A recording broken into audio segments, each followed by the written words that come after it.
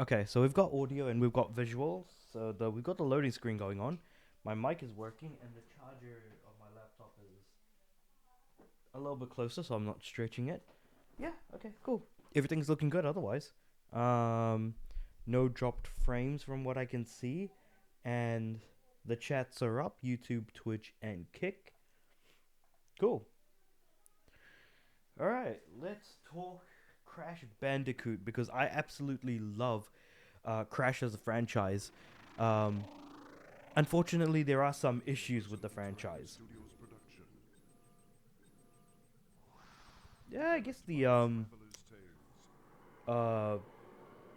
what's it called? The aspect ratio is going to be a little bit off. The Wrath of Cortex. Right. I'm just gonna put J Gaming. Um, J Gaming D. There we go. Cool. That sounds like an accurate name. Where'd I put the TV remote? God damn it. I have my drink next to me and I've got my TV remote even further away. All right. Cool.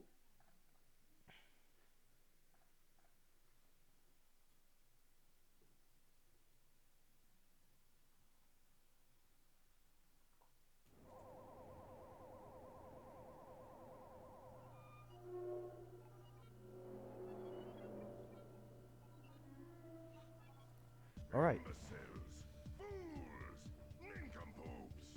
Can't you idiots do anything right? According to this, your track record for spreading evil is pathetic. Ooka ooka, it's not our fault. That wretched Bandicoot is to blame. I will not let anything stand in the way of evil, especially not a brainless orange marsupial. Crash must be eliminated. Uka Uka, need I remind you that Crash always finds a way to defeat us? Maybe he's just too good for us. Enough excuses! You five idiots need to come up with one good plan! Or else... How do I get into these situations? There must be something we can come up with. Say, Doctor, haven't you been tinkering with some kind of new secret weapon in your laboratory? I don't know what you're talking about, Entropy. Dr. Cortex! I think he's referring to this super secret weapon you've been laboring over day and night since the last time. The look of Cortex in this game just isn't the same. I'm just gonna skip the cutscene to be honest. I don't think it matters all that much to be completely fair to the game because it's funny. I love the original Crash trilogy. Crash Team Racing was a lot of fun, and Crash Bash was an absolute nightmare. Like it was not a good game. It's an absolute abomination that shouldn't exist. My days are being spent on And somehow that's the second worst Crash game, behind or ahead of rather Crash Boom Bang. So yeah, let's play the Wrath of Cortex because. Funnily enough, for me, the PS2 era was actually a bit of a blind spot from when I was little. So we're going to start off with level 1 Arctic Antics, because I actually have only played... What are you looking at, fuzzhead? I'm Rocco, the Earth Elemental. Uka Uka and Dr. Cortex woke me from my captive slumber, and now I'm free to pulverize whatever gets in my way. Oh, don't even think about collecting those crystals, Frunk. Because if you do, I'm gonna bury you alive. This feels very, like, inspired by Crash 3, Wrath of Cortex, because I actually haven't played through the whole game. I've maybe only played through, like, the first 10 to 12 levels on my Steam Deck, basically. So this is kind of me just going back from the beginning and playing it through basically entirely on stream. So this is basically my new stream game. But man, I feel like I have a lot to say about Crash as a franchise. Because, like I said, Crash 1, I had a good time with. Crash 2, better. And Crash 3 was my personal favorite back in the PS1 era. Crash Team Racing was fine. And I didn't really, vibe with it as a kart racer all that much. I was more of a Mario Kart guy. But after that, we also got Crash Bash, which I absolutely hate. and continue to this day. And surprisingly enough, that's only like the second worst Crash game of all time in my opinion. Only behind Crash Boom Bang, that is. But yeah, one thing I really don't like in platformers is ice physics. So starting off with an ice level is just... It's an interesting idea, don't get me wrong. Just not a good idea. But yeah, we'll just kind of casually cruise through here because I'm pretty sure I'm going to go for the death path after I've completed the level. Or maybe I might go for the death path immediately, I'm not too sure. Given that I don't die and get there, I think it should be fine for the most part.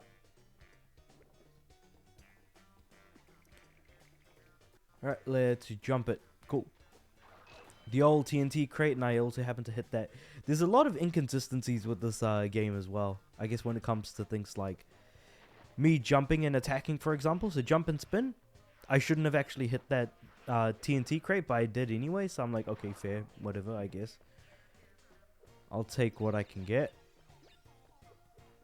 Now, we want to avoid the TNT crate as I try and hit, yeah, that top crate. Because I am also trying to get all the crates at the same time. For like, you know, a first run. Usually when it comes to Crash games, when you're doing your first run, it's probably not advisable to go for all the crates as well. But I mean, whether or not you do that is totally up to you as the player. I just have a habit of doing that because of the way I play the other Crash games.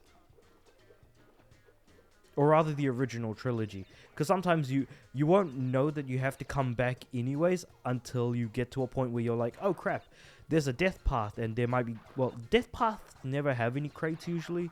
It's just, you might see, oh, you need an extra ability or something to be able to continue moving forward. And I'm sure at some point I'm also going to touch the Spyro games as well. Spyro, Into the Dragonfly, Eternal Night. No, that's the Legend of Spyro. The 3 Legend of Spyro games, as well as Enter the Dragonfly was one of them. Another one was A Hero's Tale. And then there's one more. I think Eternal Night might have been the other one. And then the Legend of Spyro has 3 games as well. Okay. I want to be very careful about how I move here because it's very easy to just fall into the water and die. But the death path is right there, so I feel like why not take that, I guess. But since I'm already here, I might as well go for the bonus. Go for the bonus round and then come back and then maybe try and get to the death path from here. Because at the moment, I'm pretty sure I don't have a double jump. Yeah, I don't have a double jump at the moment, so... Whereas, like, some games do start you off with the double jump, like, with... Oh, what was it? The GBA Crash game, Crash 2 Entranced, as well as... Crash 4, I think, starts you off with the,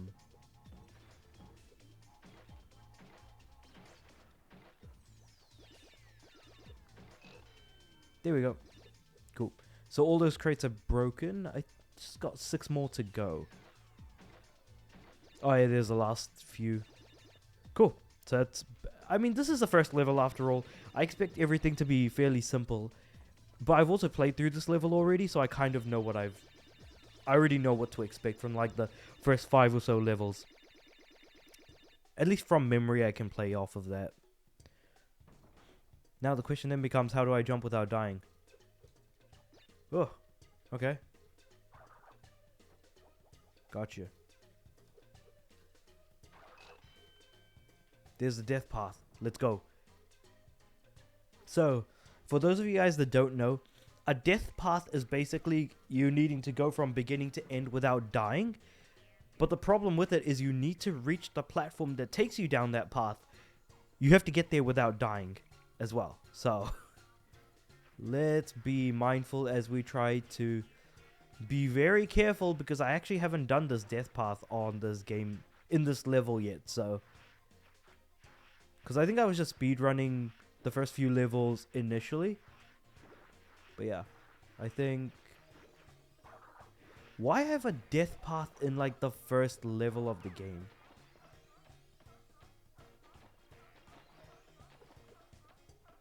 Oh, jeez.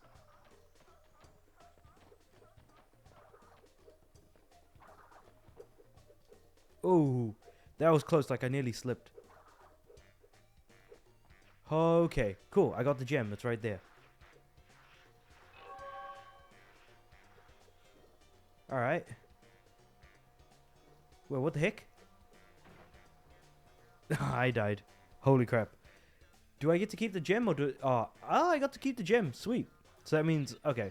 So the death path in this game is interesting because in the original Crash trilogy, when you go down a death path, you reach the end and then it'll warp you back to the warp room, which means you technically finish the level, even if you didn't get to the point where you get the crystal.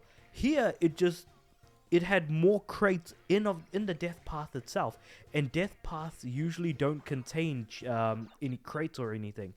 But the fact that all the crates were next to nitro crates tells me that when you break the nitro crate at the end of the level, that automatically counts. So you don't need to do the death path with having to get the gem, for example. Interesting piece of design, but I don't know how to feel about that. I think interesting design, that's all I can really say. Oh, jeez.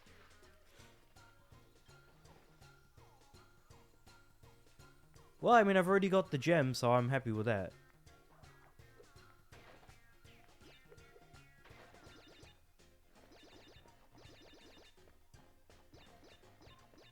Alright, let's try this again. I've died a few too many times in this level already, I feel like. Not a few too many times, a couple too many times. Because in the first level, you really shouldn't die that much. But now you can see that that green gem, like the green, like...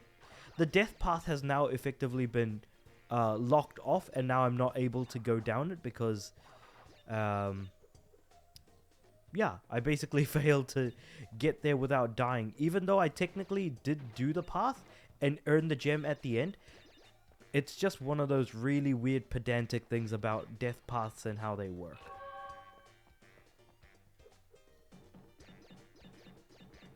Alright, I'm just gonna have to jump a few times here because there's like 2 boxes. Sweet. This should be the last of it.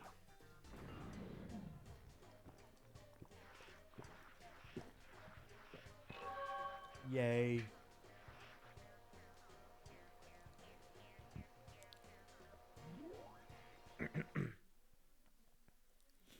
Wait, did I pick up the crystal? I don't know if I did. Huh.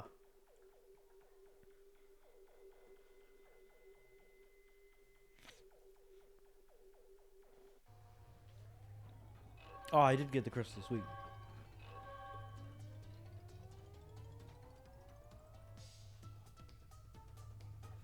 Now, question is, do I want to go for the relic? Nah, I'm gonna leave the relic for now. I might come back for that later. So let's do Tornado Alley. Now this is a significantly shorter level where we'll be in a plane. And in fact, it's actually quite interesting just how short this level is. Not a fan of it, unfortunately.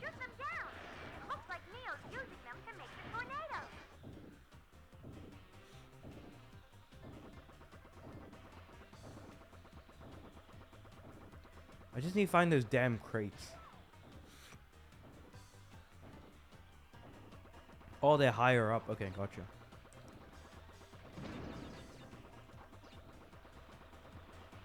Also, there's some kamikaze pilots here, it seems like.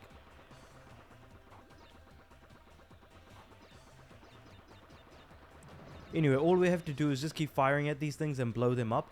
There's only 6 of these. Oh, what looks like flying... what are these things called? Propeller... lighthouses? Propeller lighthouses, yeah. Let's go with that. Propeller lighthouses. What the heck? Maybe they're drills. I don't know.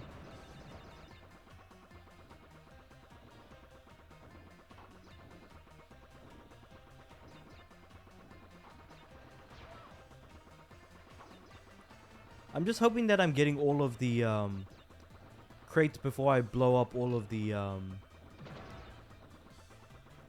propeller lighthouses.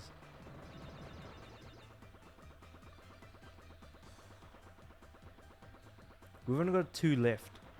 And there's already like 3 crates there. Crash has a very interesting history when it comes to gaming, I think. Because he has a lot of good games, he also has a lot of bad games. And I feel like we should take the good with the bad, because Spyro is in an equally mixed place as well. I try to focus on the best games, but hey, sometimes those bad games are still there. Now the question is, did I break enough crates to get the gem? Fingers crossed that I did. I hope I did.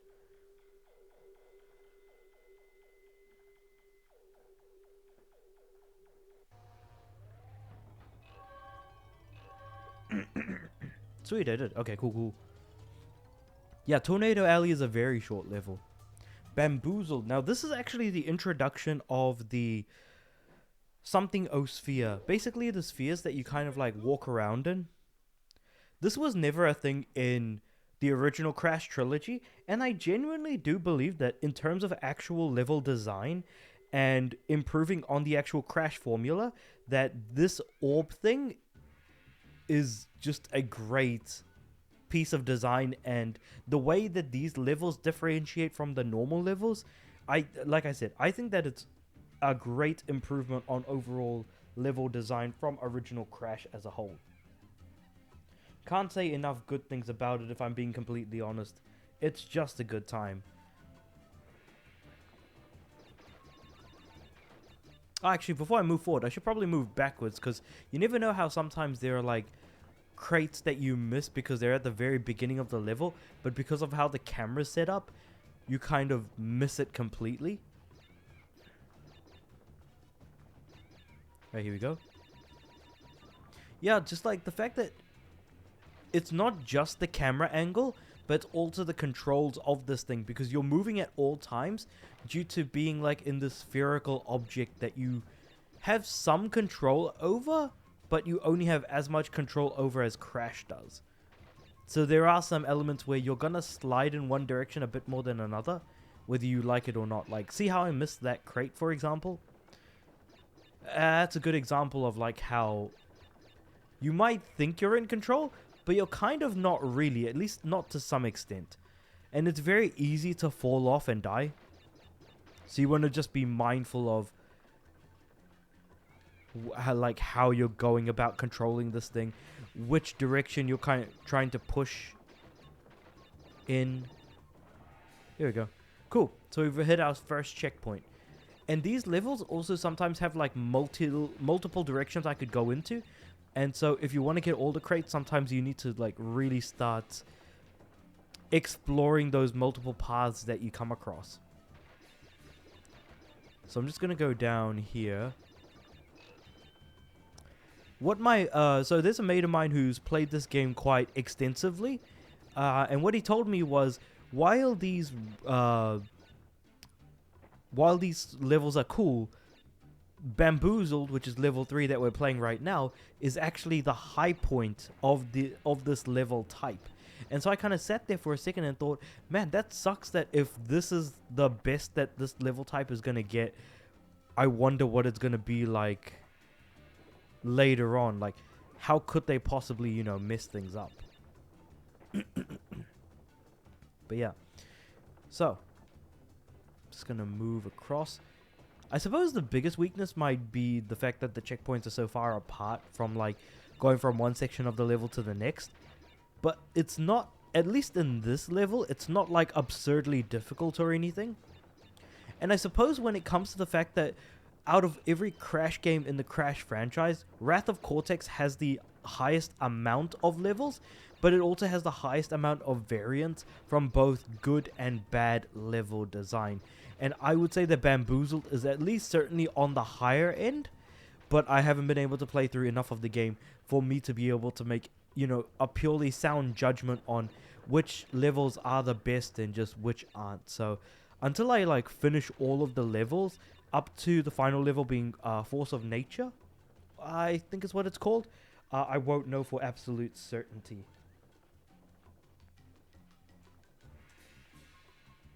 Cool. So let's keep moving forward. I see the crystal. I see the crystal. I love how crystals are still the collectible, even though Naughty Dogs had stopped making these games basically after Warped. So I don't remember what year this game came out. Okay, so we've got some nitro crates here, but we do have a checkpoint crate. Cool. Just gonna wait for this thing to take us up. Beam me up, Scotty. And we're just gonna keep going down this path of Wumpa Fruit and breaking each of these crates and also breaking this nitro box here. Oh, we missed some crates. Hold on. What crates did we miss? Ooh, I don't like that at all. I wonder if we go down this way. Looks like there's an additional path here. Oh, actually, you know what? There was an additional path that I completely missed. What? I died. I have to go backwards from that checkpoint crate. That's why. So here's where the checkpoint is, right? So if I go backwards from here a little bit. Actually, no, it's further down this way. Is it? Whoop. Nope, that was not it at all. How many lives have I got left? 15. Okay. We're doing alright so far.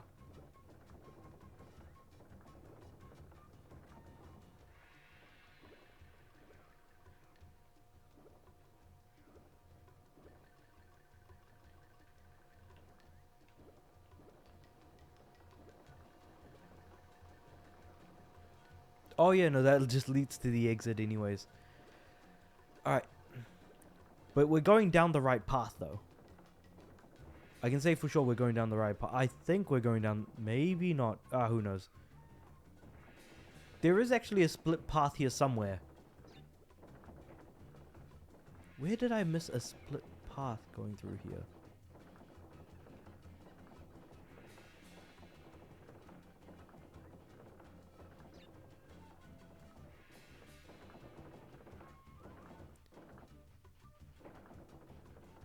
Okay, so I need to be careful. I really need to be careful here. Hold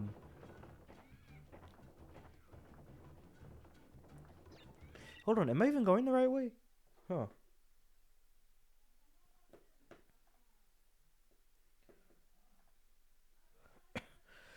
I'm in the midst of a bit of a crisis trying to figure out whether or not I'm actually going the right way. Because I did go down this path. Or did I? No, didn't I come from... Oh, okay, that's right. I did not go up this lift. I think that's where I screwed up. So I actually just went back to like the very beginning of the level. Only to miss a lift completely. I thought there was a split path, but I guess not. I think it's in the next level. There's a next like roller sphere, I think is what this thing is called. The next roller sphere level. That will see a split path. So... I'll just have to wait and see. But at least I managed to pick up the crates needed. But if I die, I have to go all the way back there, pick up those crates again, and then try and return. So I'm just going to have to play somewhat cautiously, despite the fact that I'm overspeeding in this damn roller thing. Roller sphere. Alright, here we go. So we've just made it back. Nary a scratch, some might say. Nary a scratch. Cool. We're just gonna go up and around we go. There's so many games I want to stream, but I only stream once a week. So maybe when my job changes and I have a little bit more time, I'll actually start to stream a bit more. But yeah, like now that I'm gonna make a video about this. The device that I'm actually streaming or capturing the gameplay from is actually a PC that I made a couple of weeks ago, and it's basically a box that I've specifically made for emulation.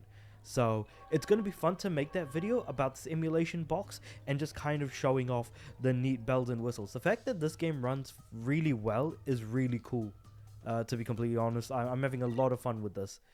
But yeah, I think now that we've finished like 3 levels, I should probably just save.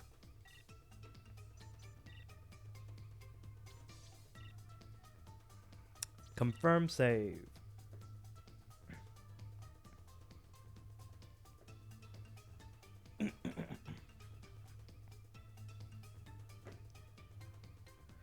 Alright, 7%. We've got 3 crystals and 4 gems. Oh yeah, the 4th gem was, I was like wondering, where did I get the 4th gem from? But I forgot that I actually got the colored gem from the death path here. And the only thing I'm missing is actually the relics. It looks like there's another one for level 5, compactor reactor. I'll have to keep an eye out for that one. Oh, there's one for wizards and lizards as well? Huh. How many extra gems are there? What the heck?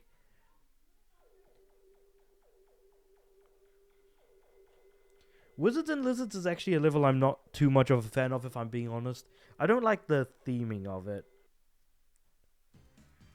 And also that particular enemy that's right in front of us is the most annoying thing ever.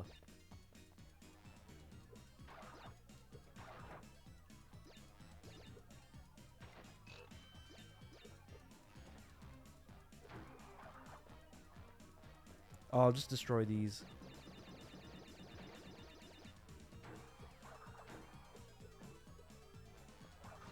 Oh, damn it. I got hit. Okay, let's try that again. 129 crates in this level, though. That's a lot. At least for an early game level, it's a lot. But the thing is that I think as games have gone on in the Crash franchise, the more crates have been in levels earlier on in the game. Like Crash 4, for example, has like over 100 crates in its first level alone. It's like 130 or something, which is a lot when you really think about it.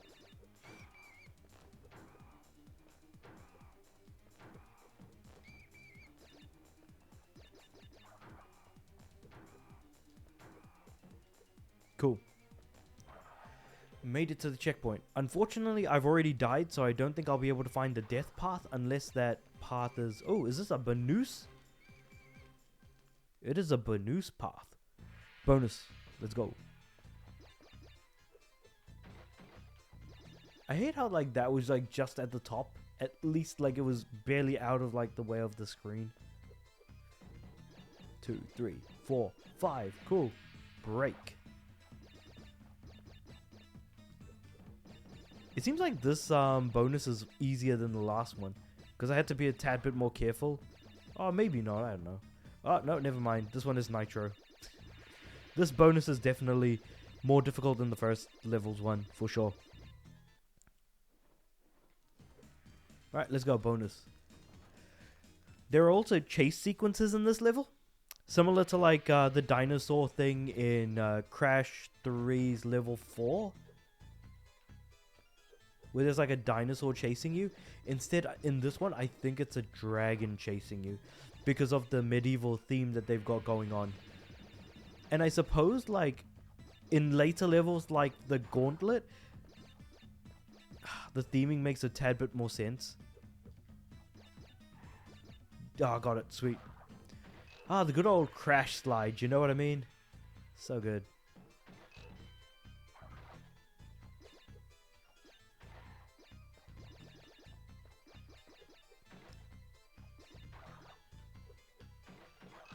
Got it. Wait, the 3 that I'm missing are nitro crates, never mind. Yeah, we don't need to worry too much about that. We'll be fine. Come to think of it, am I actually recording with my microphone, or am I recording with something else? Let me just check my mic real quick. Because when I recorded my videos last time, they all were, for some reason, recording from my laptop mic rather than this this microphone mic. Yeah, okay, so it seems like it's the actual microphone that I've got here. Anyway, yeah, I thought that was interesting.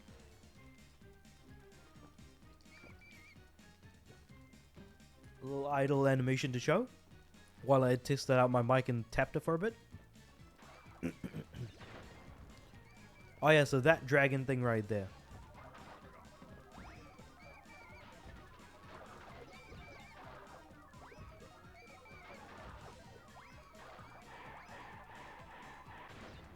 So just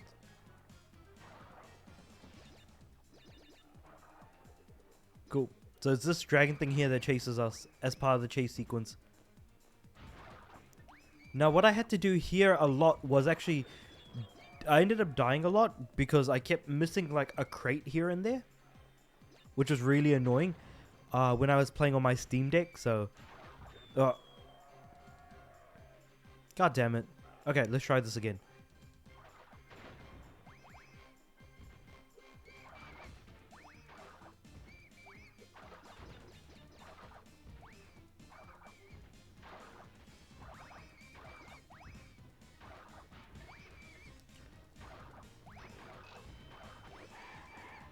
Whoop.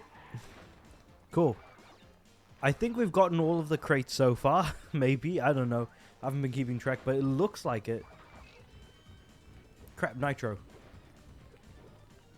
I died. Crash's death animations are some of the best sometimes, I swear. Like, it's just really funny stuff. God damn it. What is the why is the nitro just not doing anything to the big dragon thing? I just don't get it. Can a dragon handle his level of nitro, I wonder? His, like, weight in nitro. Seems like he can, because, damn, that was a lot of nitro. Anyway. Nitro, not the most important thing in the world, but sure.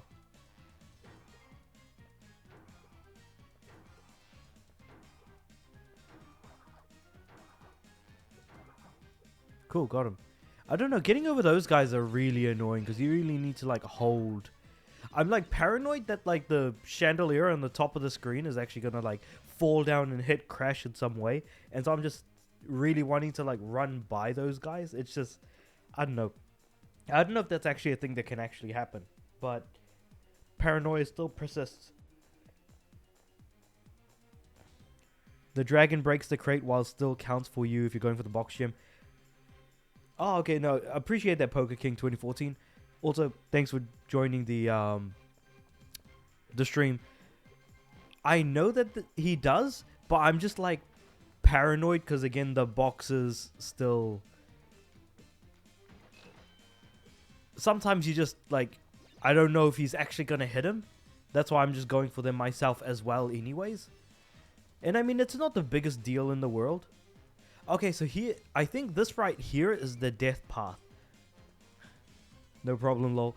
Ah. Alright, here we go. Another one. Hate those things. See, like, look at that. Look at the chandelier. Look at how it feels like it's menacingly going to fall down. Yep, that's the death route. Yeah, I kind of figured about as much. Because I'd already died a couple of times in this level. So I kind of figured that was going to be the case.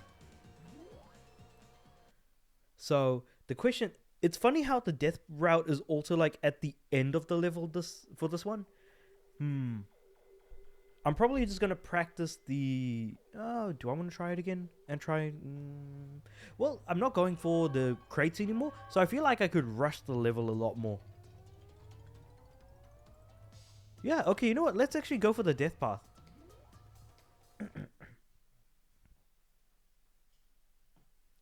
Let's actually go for it.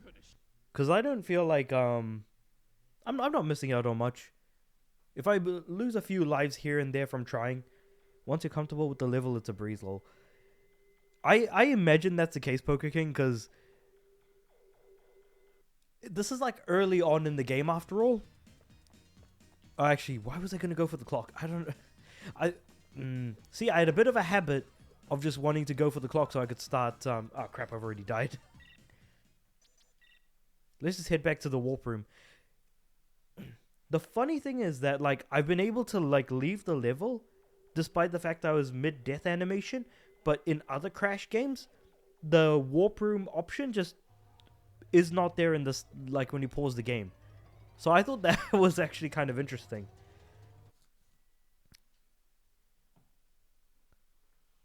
Come to think of it, when did this game come out? Because like playing a game for the first time, even though it was on the PS2, Crash Wrath of Cortex release date. When did this thing come out?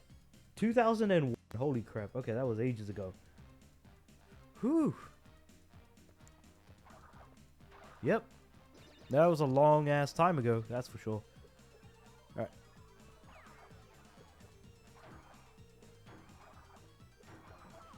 Oh, what? Oh, okay. I didn't even know it was possible to get this guy to kill you. That's a first. I'm just like holding down the X button trying to like just jump over him. I guess there's a difference between doing the level and rushing through it. Because you're being significantly less careful when you're like trying to rush through it. Loading. Lol, a long ass time ago. Sheesh, now I feel old. I mean, I'm okay. Probably not going to be surprising, but like, this game came out when I was 6, so I don't know if that's helping your case any more than anything else I could possibly say.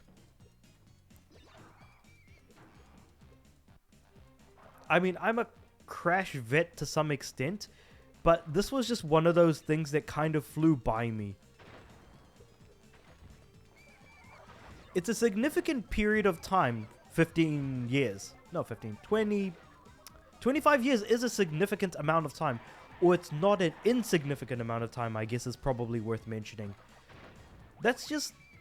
And I guess that kind of goes to show just how gaming hasn't been around for anywhere near as long as movies, music, whatever have you. And especially when we look at some of the first games ever made. It's more of a perception, I guess, saying that it was a long-ass time ago.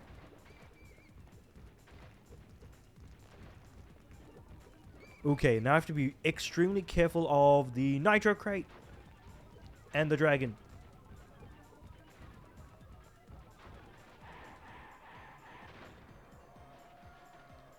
Probably no surprise, I never had a PS2 when I was little, so... But this game did come out on Xbox... God damn it, I died. The game did come out on Xbox, I'm pretty sure, did it? I can't remember. Hold on. I've looked up release date. What about platforms? Oh yeah, it came out on GameCube, PS2, Xbox, and is playable on 360. So close. Yeah, no, very close. But I feel like, yeah, when you know the level and you rush through it, it takes significantly less time compared to trying to get the crates, because there's a lot of trial and error, especially, say, during chase sequences. And when we look at something like Crash... Oh, damn, that was an accident.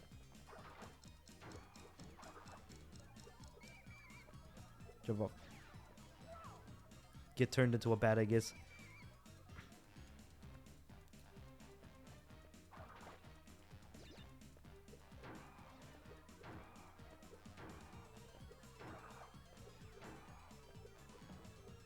Cool.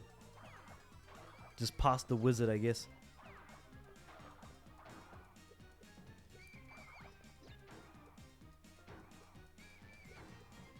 Cool. Alright. I wonder if it's actually possible for me to jump high enough to actually hit the chandelier. Because I'm very paranoid of that thing up there. Forget the idea of whether or not it's possible for it to fall down and hit me. Is it possible that I could hit it by jumping up high enough? And maybe I could potentially springboard off of... I missed the Aku Aku mask, but that's fine. Because it just means it gives me another hit.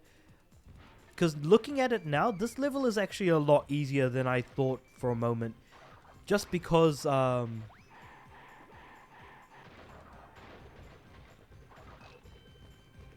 I mean, I can get a few additional lives here and there. It's not the biggest deal in the world. But you don't want to misjudge your jumps, especially over some of these nitro crates. Alright. I've got one hit on me, so just in case, I've got some immunity. You know what? Since I'm here, I might as well grab some Wumpa Fruit and lives as well. Because basically with every Crash game, hitting 99 lives is a must. Ah, missed it. Oh well. Okay. There we go. Jump up, grab.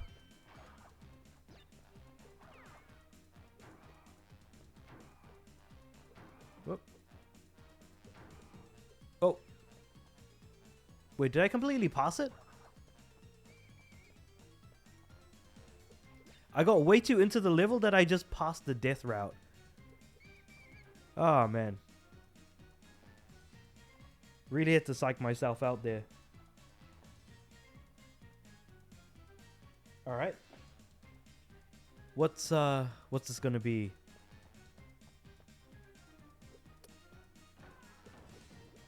Okay. Ah, crap. Okay.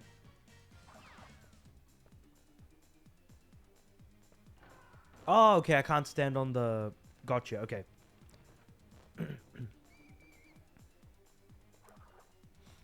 I still somehow got at least 50 crates because of that giant lizard at the back there.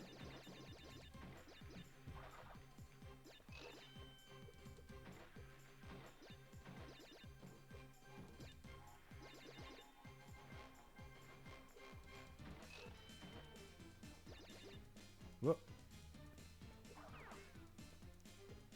Cool. Let's try this again. So I do need to avoid those doors. I kind of was thinking to myself, what on earth are those things? Okay. Jump over the nitro. Oh, crap. Okay. That did not work out. At least when you die on the death path, it's not like the biggest deal in the world, luckily.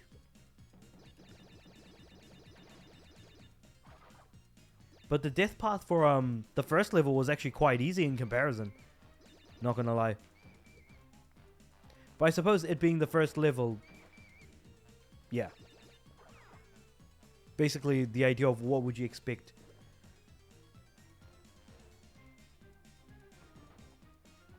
Alright.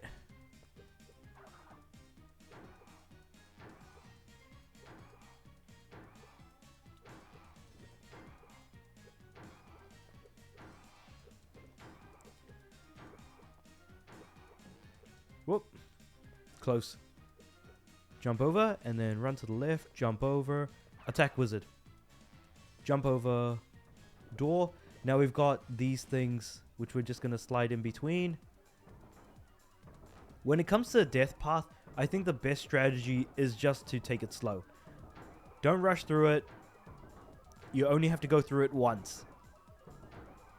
Worst thing that happens is you die, you just have to return to the death path again. And you'll be good for the most part. Oh, crap. Alright, let's give that another shot.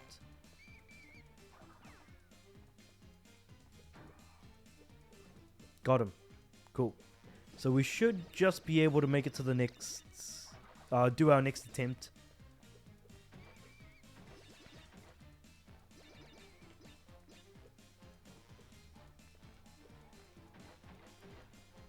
Cool. Alright. Ooh. I don't know how those fireballs are going to hurt me. So I'm just trying to be extra careful around them. Especially since I don't have any Aku Aku... I don't have Aku Aku protecting me at the moment. So I don't have any hit immunities, so to speak.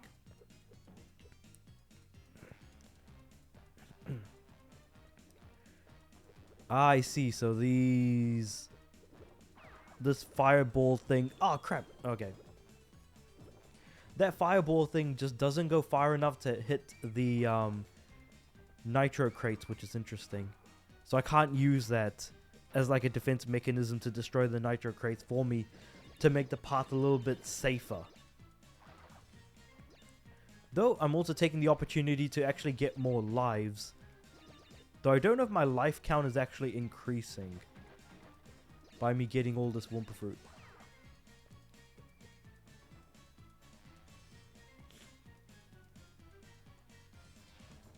Alright, here we go. Got him. Next one, so I'm just going to wait for that to dissipate. Jump over and attack dude. Jump over these two. Wait for the first blade to pass. Wait for second blade to pass. Then jump over door. Then jump over this fellow. He's gonna... Wizard man gonna attack. Oh, jeez. Man, depth perception is just a major nightmare here. How did I not go far enough forward? See, you're scared to move forward because you feel like you're going to fall and die. Or you don't go far enough and you just end up falling and dying anyways. I think what I should do, commit to the jump. I need some commitment to the jump. We gotta stay committed here.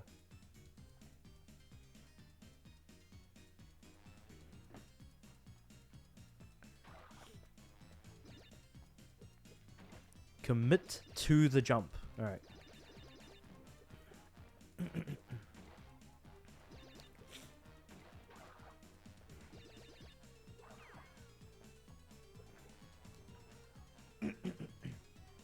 Every time I jump, I gotta jump like as if I'm gonna make it each time. Cool. So jump over him, jump over these crates. Go around to avoid the attack. Jump over the door. Pass through first blade. Pass through second blade. Jump over door. Jump over this fellow. Cool. Wait for the blade to pass. Jump over. Jump. Attack. Man person thing. And then wait for blade to pass one more time, I think.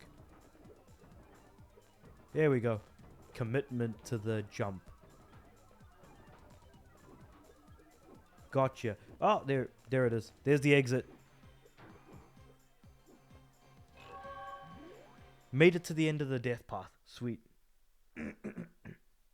And what just happened right there at the end of this level didn't happen at the end of the first level, where you reach the end and there's the exit to the warp room. Instead, there were more crates to jump off of, and basically I would have missed a bunch of crates as part of the main area of the level. Even though it was close to where the crystal is located in Wizards and Lizards, but I digress. Level design, it is what it is.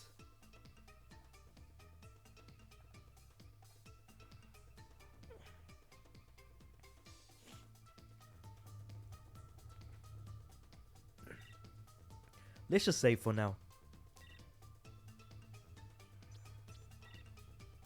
Yep.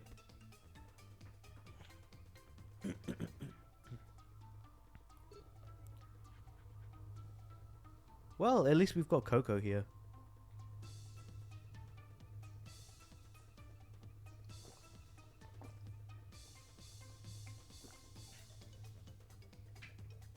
So we got like 5 warp rooms here. I'm pretty sure there's got to be a secret warp room somewhere as well. Anyway. Well, what's level 3 again? Oh, it was bamboozled, right. So there's another death path here in Compactor Reactor. Now, all I remember about Compactor Reactor is that it starts off with being on a not a mine cart, but like you've got a cart in front of you going down some tracks into some mines. And then that's when the second half of the level starts. So I need to be mindful on how I'm getting those crates. Like so.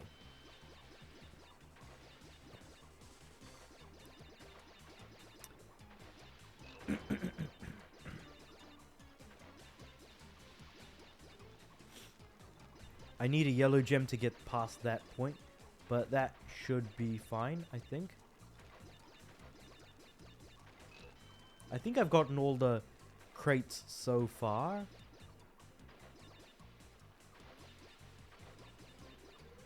And I've dodged all the nitros. Ooh, that was a close one. Nearly missed it.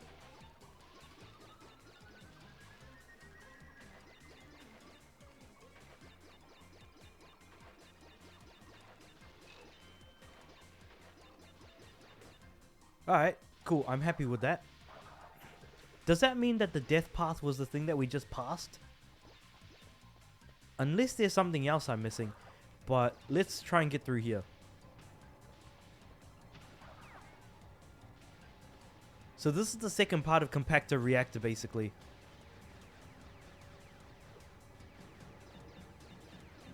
Five. There we go.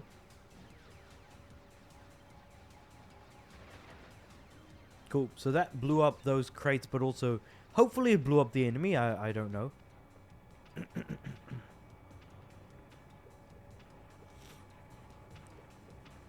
I'm just going to commit to going around these guys because it seems like the AI is kind of balked.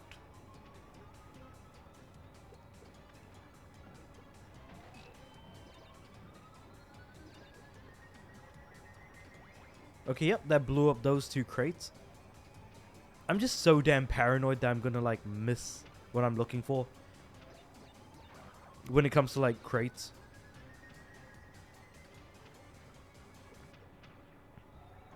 Boom. Alright. Now, that follower over there, he looks dangerous. So I'm going to try and avoid him. When he attacks in one direction, they go in the opposite.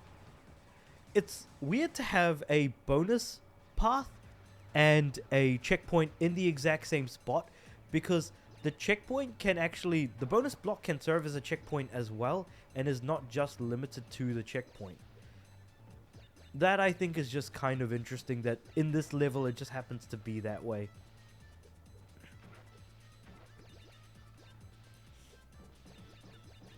Now, I wonder what that exclamation mark crate did.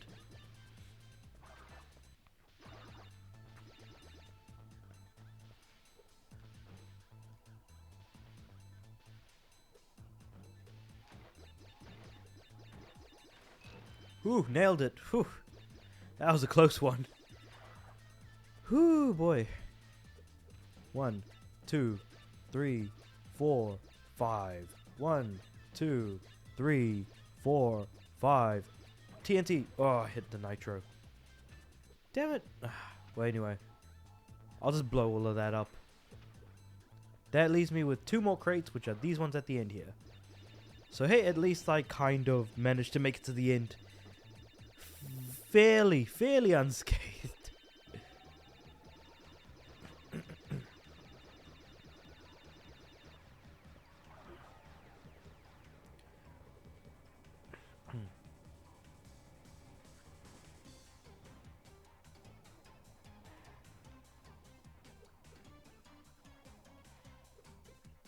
Alright, so what kind of crates are we going to get here?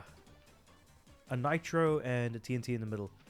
So jump off of the TNT to blow up the nitro. I'm going to get both of these crates because that's going to be important. Damn it. I was hoping to do a slide. That did not work. What I was going to do was something like that.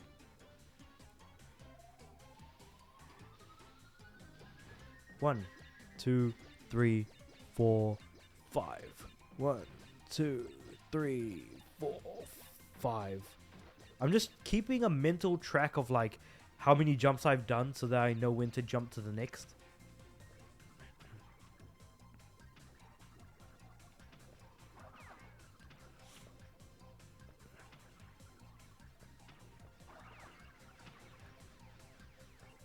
Let's just completely avoid this guy, go around, check if there's any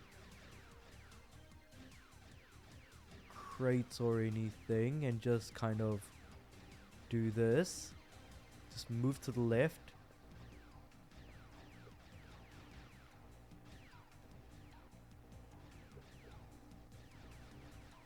Alright, just gonna stay down. Yay, we got another gem. So we've got the last crystal and gem for this warp room. Well, we do have one more gem, which is the death path, but I think we need a yellow gem for that one, and I don't believe we have it. We've got a green gem, and we've also got a sort of aquamarine gem. Actually, let's look through the collectibles we've got so far. So 5 crystals so far, 7 gems, 2 of the death path ones. How do we already have 2 death path gems only in the first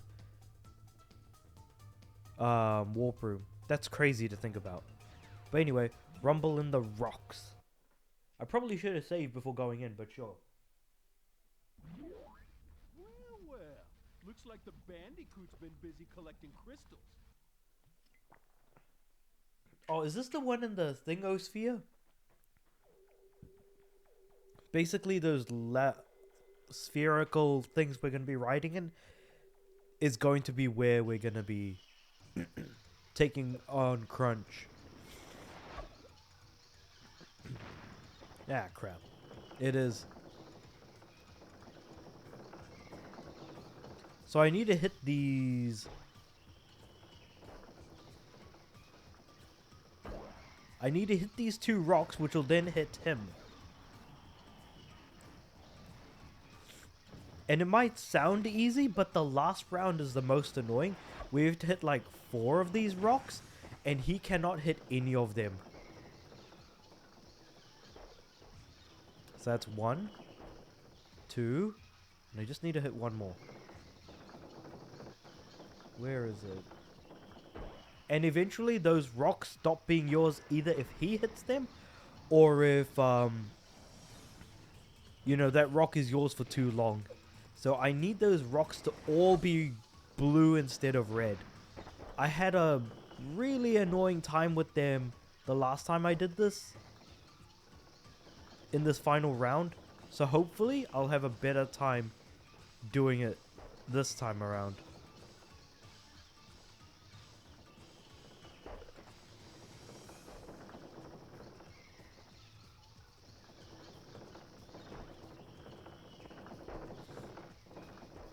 Also, I can't take a lot of hits. Oh, the last rock, the last rock. Ah, damn. Wait, hold on. I just need to hit that red raw. Damn it. Where's the last one? There it is. Did it. So that was the first boss fight right there.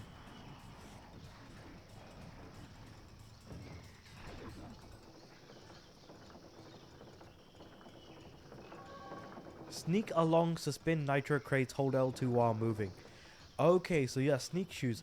These are probably one of the most useless abilities I think I've ever seen. So this is definitely at least the single most useless ability that any Crash game has ever thrown at you, is these sneak shoes. These don't work as power-ups whatsoever. It's just not particularly impactful, and it doesn't add to the gameplay. It just adds a nuisance or an annoyance more than anything. But let's just jump into Compactor Reactor. I want to try and see if I can break open that that gem path. If it doesn't work, I'll just exit the level and go to the next warp room, basically.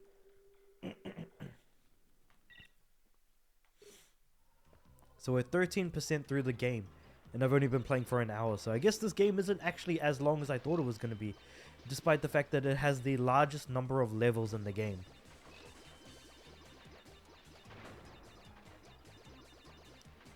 Alright, here we go. Nope, that did not work, so that means it's not going to be possible at the moment until I get that yellow gem.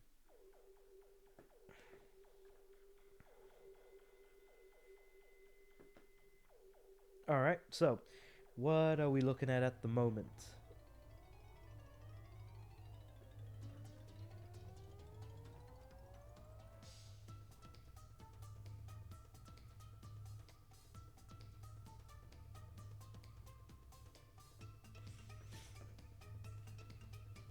Let's exit out.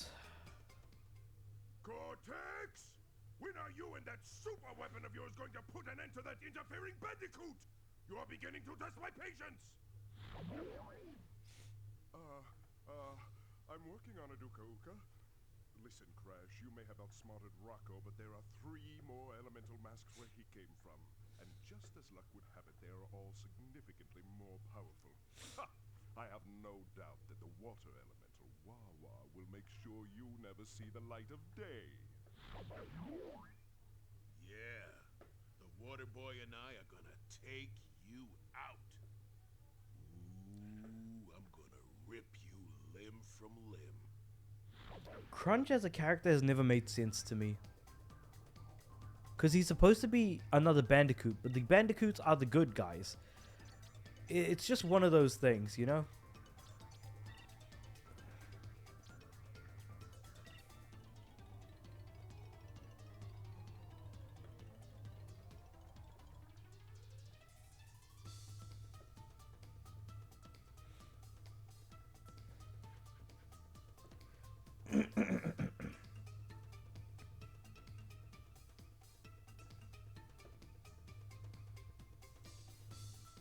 Anyway.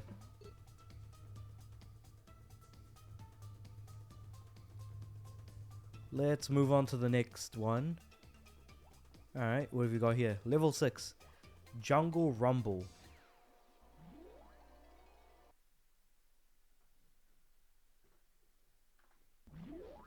Crash Bandicoot, you've got some nerve setting foot into my domain without an invitation. Don't talk back to me. I'll fix that attitude problem of yours. I don't even know what to make of this guy. This just seems like some bloke from an army who's like, I don't know, comedically army sergeant-like person type of thing. Anyway, actually, let me just go backwards to make sure that I've checked everything. Yes, I have. Sweet. All right, moving on. I think from here on out, all of this is going to be new to me because I just realized I've never played this level before. So that leads me to believe that I've only played the first 5 levels on my Steam Deck and not the first 12 or 13, which is what I thought was the case.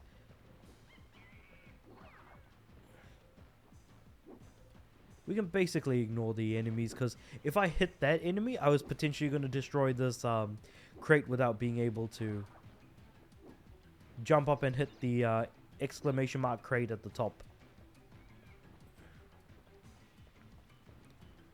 The most annoying crates are always going to be the ones that are at the top in the air, and you have to find a way to get there, but sometimes you end up destroying the very method by which you're going to get to that point anyways.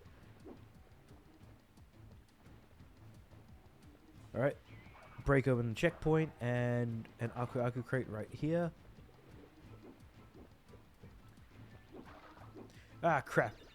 Don't worry, I got it, I got it, I got it, I got it, I got it.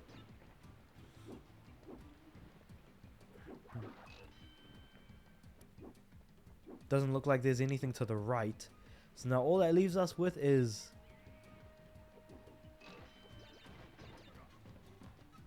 getting the Aku Aku crate at the top, which I have done, and now I'm just going to break open everything else by body slamming.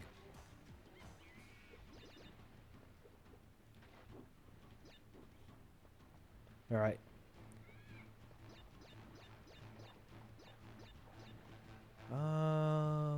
Maybe I didn't miss out on that much if this game did pass me by when I was younger. Because again, I had an Xbox, I didn't have a PS2. Still though, I could have gotten this game, but well, see, it's not like my folks were actually going to go ahead and buy stuff for me if I asked for it. It's like one of those things of like you only get like maybe one game a year, and so I never thought about getting this game necessarily. Ah, god damn it. Alright, well, we'll just leave the 2 nitros there as they are. It's not like they're hurting anyone, or not hurting me at least, so I'm happy with that. Let's just keep moving forward. Checkpoint. Nothing on the left. We have a bonus block here, bonus path here. Now this next part of the level, I have no idea what the hell to expect after this bonus path. Here's to hoping that it's gonna be good.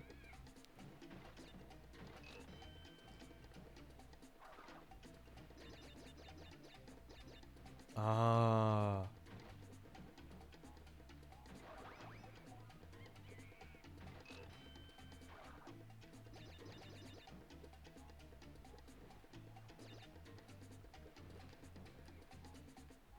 Cool. Jumping off from here. Okay, so this is where I need to use the tiptoe thing.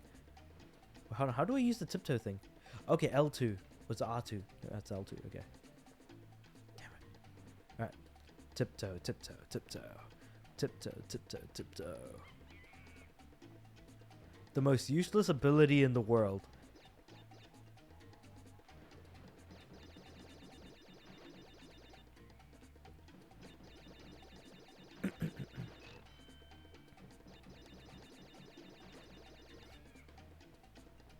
Alright, so 39 out of 49. God damn it, what the heck? Ah. Okay, I have to redo the bonus.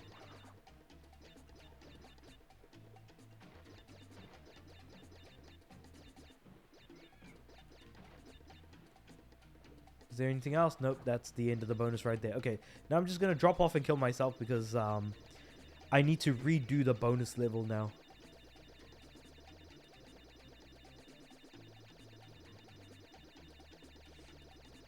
I completely missed that one crate.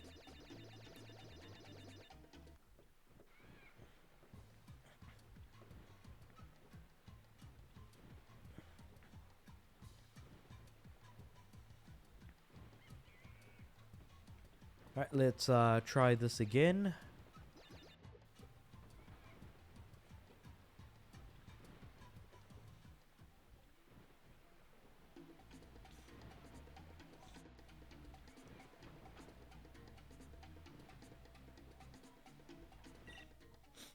That's weird. Is my YouTube stream working? Hold on, wait. Let me just have a quick look.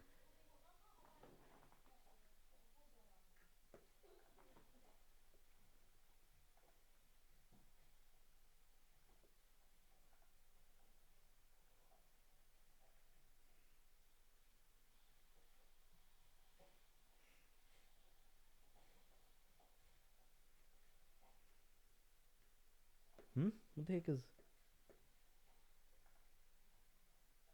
Oh, I have to hit the go live button.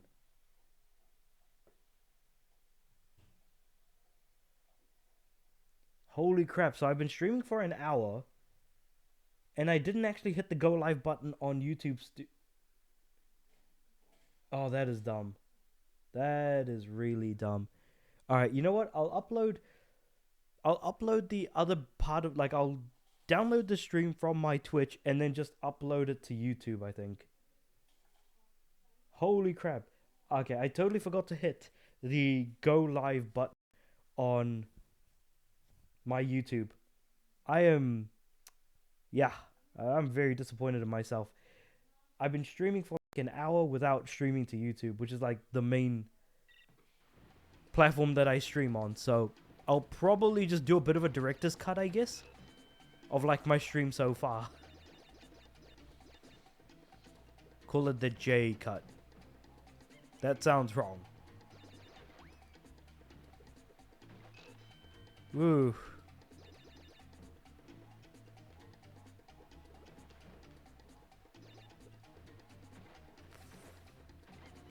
This is why I don't ever, like, This is the first time I've scheduled my crap, wrong button. This is the first time I've scheduled a live stream on YouTube, thinking, oh, it'll just work out just fine. I'm pretty sure there's nothing that could go possibly wrong. And then the first thing that goes wrong is, oh, streamed for an hour on 2 other platforms and not my main platform, and I'm like, ah, crap.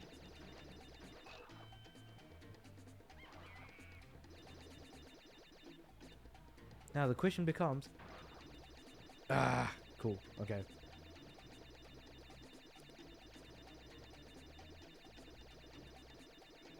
Maybe I need to be like a little bit more of a distance away, because it feels like the spin lasts longer than it should. Oh, whoops, I was hitting the L2 by accident. Alright.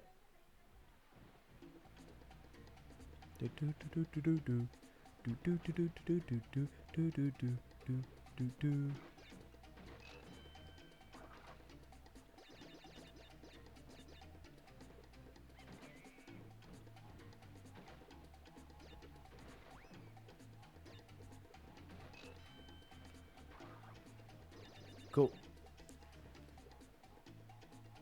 I think we should be fine here. Yeah. And then the single most useless ability in the world, tiptoeing. Jesus Christ, why on earth are we tiptoeing? I won't ever get over the idea that Crash is tiptoeing his way over nitro crates, when the idea of nitro crates is when you touch them, they explode, regardless of how it's being touched. So I think tiptoeing basically is like going against the very idea of tiptoeing.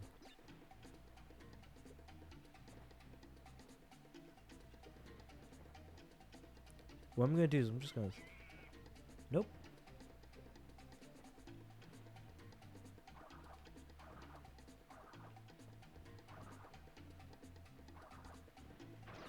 Damn it. I was like, okay, the moment I spin and I'm about to hit that box, just walk backwards or something. Did not work.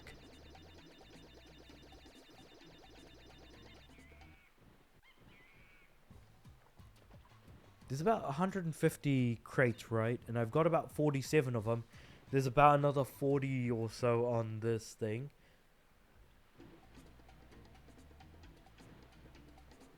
In this bonus round. So, I mean 50 technically. So, that only leaves us with 50 possible crates to get for the remainder of the level.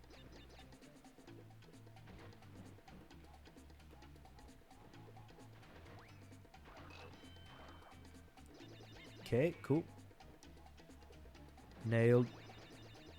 Never mind, I did not nail that. In fact, I quite literally blew up.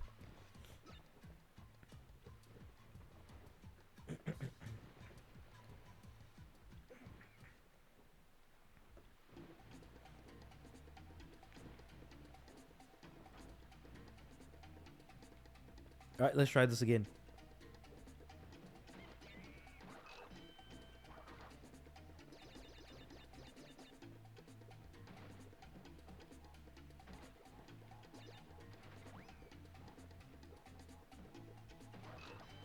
Main thing is getting that life. The rest of them can be blown up by the TNT crate, and I wouldn't be the least bit worried. Necessarily. Alright. Let's just nitro. Not even crouch, like just tiptoe over.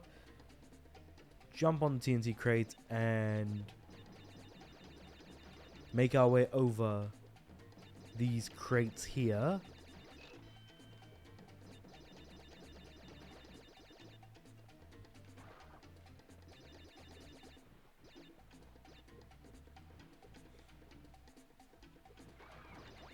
Oh, what the heck?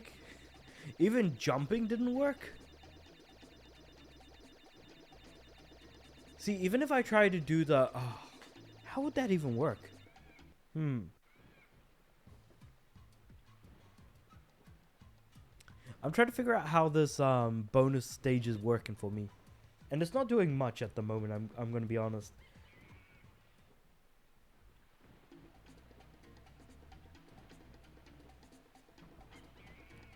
let's try this again.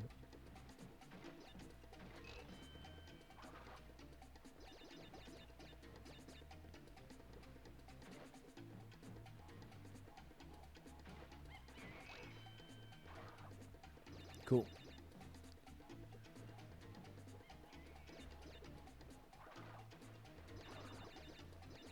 Right then, so tiptoeing across again. I just wonder, like, what is it that I'm doing wrong? What am I not thinking of here to try and get over this bonus level?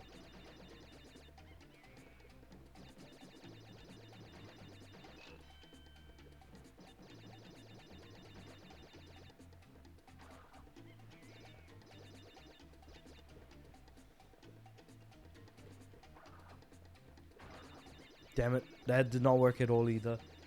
I just blew up everything.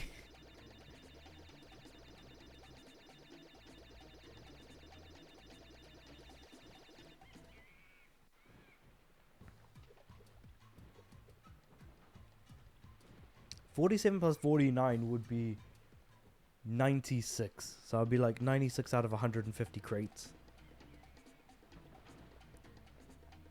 Yeah, quite literally though. I'm just trying to think of like, what am I missing here? Because I don't know what it could be. The jump just feels a little too weak for me to be able to...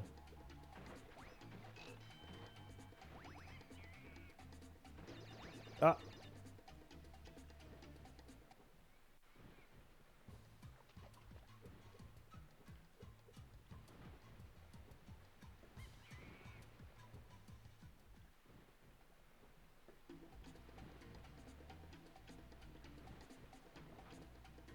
Well, in any case, let's keep moving forward, I guess.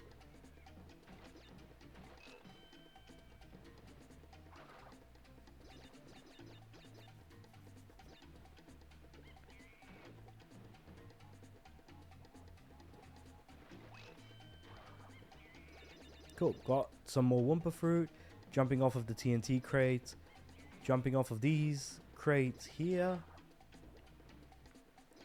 Now, the nitros. Gonna have to tiptoe across them. And then tiptoe across the TNT.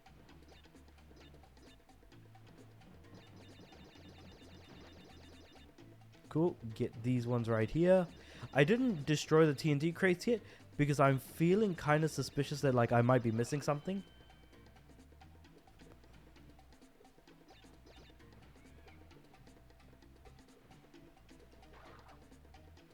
Okay. Damn it, that did not work at all. I need to destroy that bottom block, but I don't know that bottom crate, but I'm not just sure how to. If I jump and then attack the crate at the bottom, that's no different than me just attacking the crate as is. I feel like I have to do a slide. I can't see anything else working besides a slide. But the thing is that I think Crash's slide is just too slow in this game to work that way. But I'm going to try it anyways.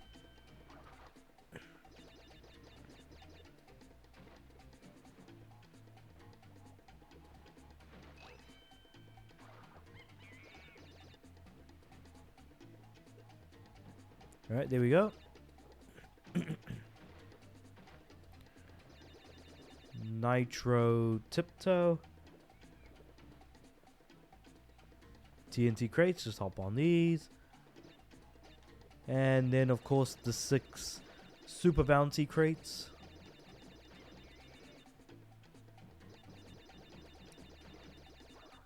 Ah! Wait, what? Hold on.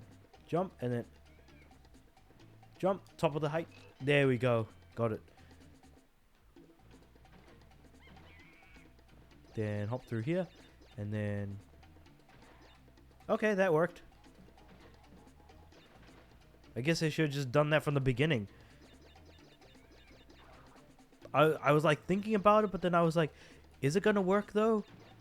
1, 2, 3, 4, 5. Well, then I wouldn't have struggled with this as much if it was as obvious, but yeah. It is what it is.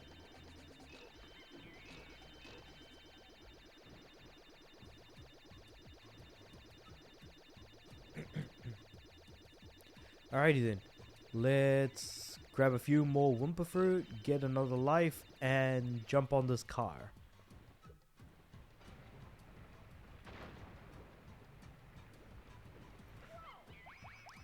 Wait, hold on. I can move faster? Or am I supposed to move? What the heck?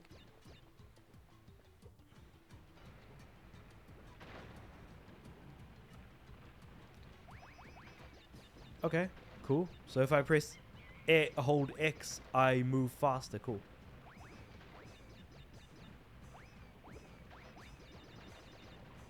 But the question is, am I going the right way? Well, the only way I'll know is if I'm following the Wumpa fruit, it seems like. Right, Nitro.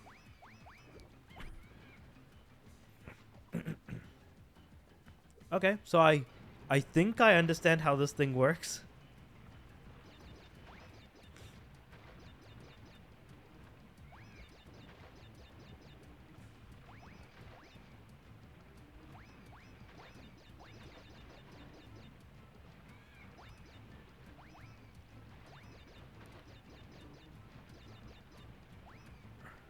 What?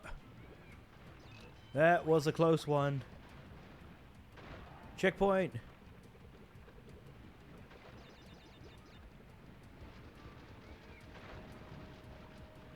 Oh, I missed a crate. I'm gonna get run over instead. Or fall off. Yeah, either one works.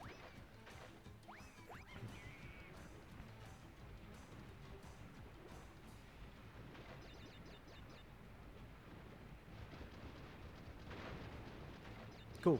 There we go.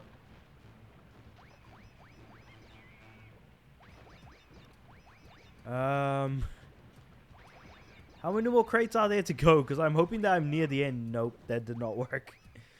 Oh, nitro crates. What the heck? Why the heck are there nitro crates here? Well, anyway.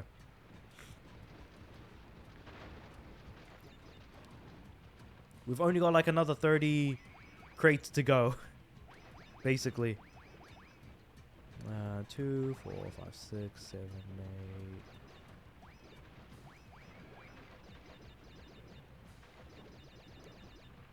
Yep. Jump and... Okay, so that I guess signifies the end of this. Okay, I'm not a fan of how that little section went, but sure, I'll take what I can get. It's basically like a chase section, if you will. But I mean, at least at the end I got the gem out of it, so I'm happy with that.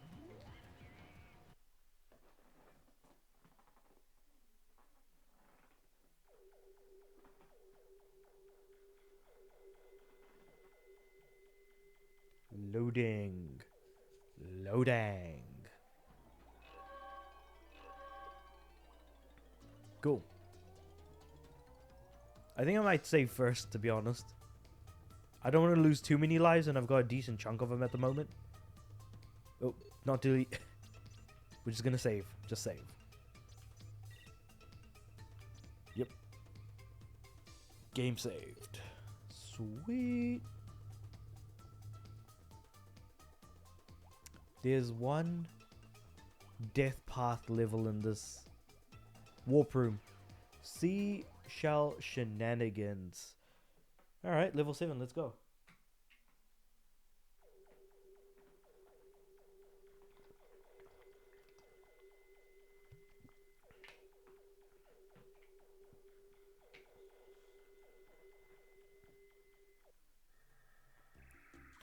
Okay, so we're bringing back Crash 3's underwater levels, which were my personal least favorite levels in the entire game. Okay. Let's do this. So 99 crates, it's a lot less than before. Can I attack these things? Yes, I can. What the heck are those things? I don't know. Let's just keep moving forward, I guess. Oh, okay, so I need to blow those things up. So the green algae, sometimes you need to blow up using like a ship or something. Because there are crates hiding behind those. that green algae and stuff.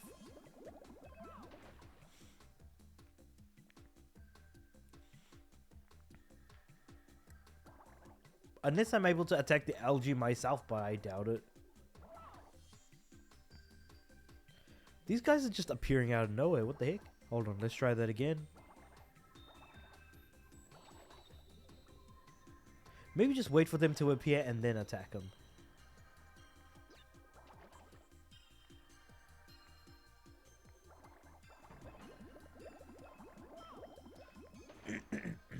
Wait, what the heck was that?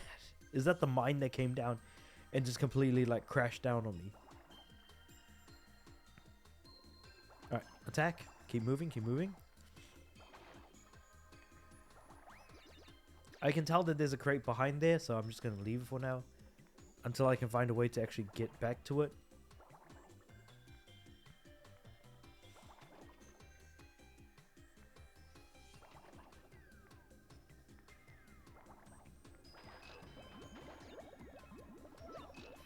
What the heck? Alright. Let's try this again. I'm sure there's a way of like getting through it and I'm just completely missing it here. Maybe I have to bait it.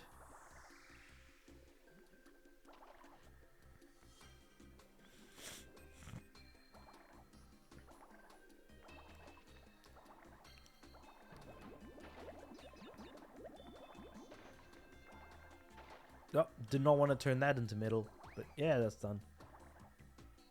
Got a couple of nitro crates here. Crashes down and explodes. Cool. Oh, what the? There's another one? Okay. Sure, whatever. How do I destroy that algae from before, though? That's what I'm more curious about.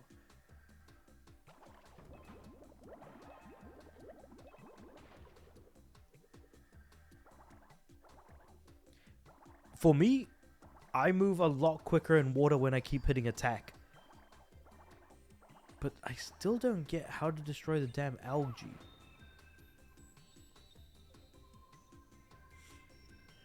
I haven't tried just attacking it yet. So maybe that's what I need to do. Basically these tunnels that I've just, like that tunnel that I just went through, are supposed to stop like this vehicle that you can use to destroy algae or whatever you want to call it. Oh no, I can just go through it. Never mind, I don't need to just... Okay. That works. Anyway, moving on.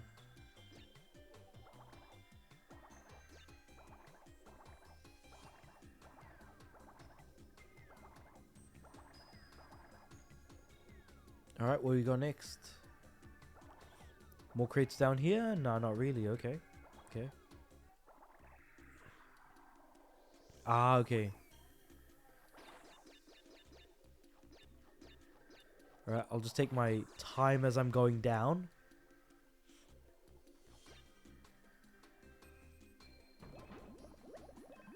Dropping the bombs, so to speak.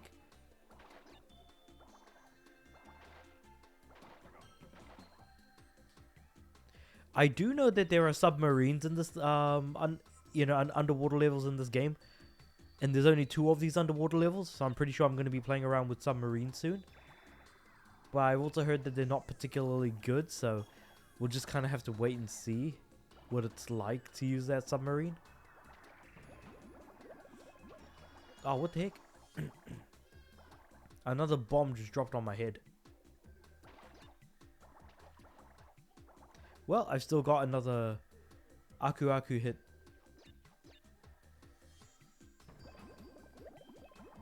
Oh, there we go. Oh, another one? Wait, what? There's 2 of them? This level is a lot about memorization. Even though you don't see the bombs dropping, there are still bombs, mines, or spikes, or whatever you want to call them here. Just all over the place.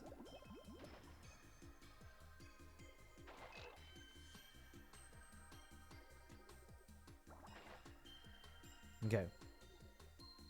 Not going to touch the nitro. We're just going to keep moving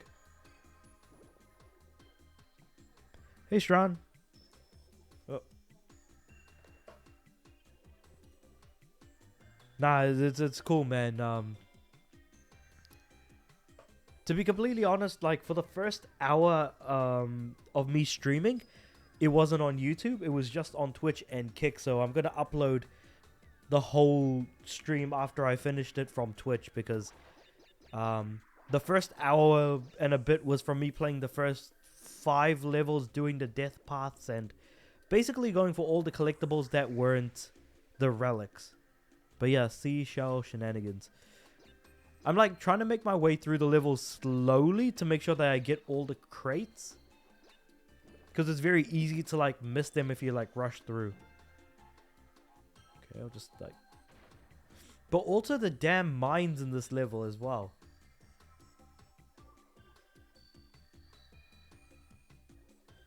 They're like everywhere and you don't know where they are, so they could drop on your head and you wouldn't even notice. Yeah, 6 levels so far. I mean, there's like what?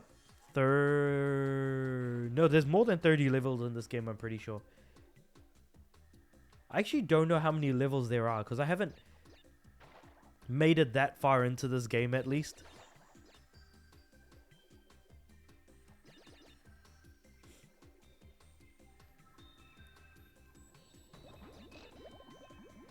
Oh, what the... Okay, so there was one there. Cool. Alright, okay, need to keep going right. Oh, okay, so this is the submarine. Oh, that's...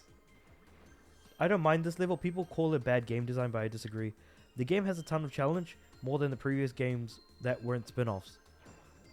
I mean, to be honest, the only spin-offs by the time this game came out were stuff like, you know, oh crap, like Crash Bandicoot NX and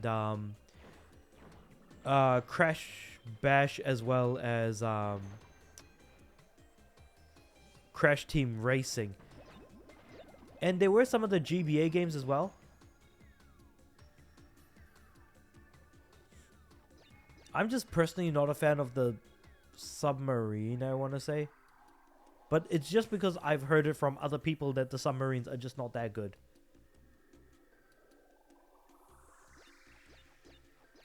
Though I suppose these swimming levels from Crash 3 were my least favorite in terms of design. I think I enjoyed basically every other level design more than this. Ah, crap, I forgot. Maybe I said it wrong. Games that are not canon, which were CTR and Crash Bash, and any game outside the PlayStation console. That's fair. Because, like, yeah, talking about stuff like, you know, the GBA games, Crash NX and stuff like that. It's, yeah. Nah, for sure.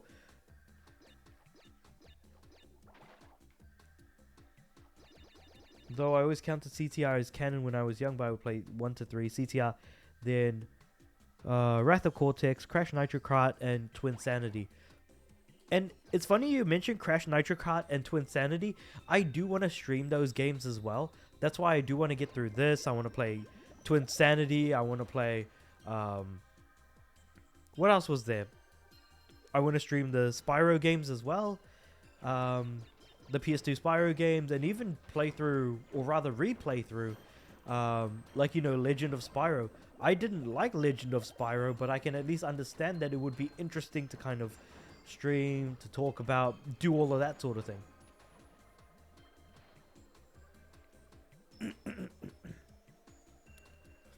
Does feel like my throat's dying though.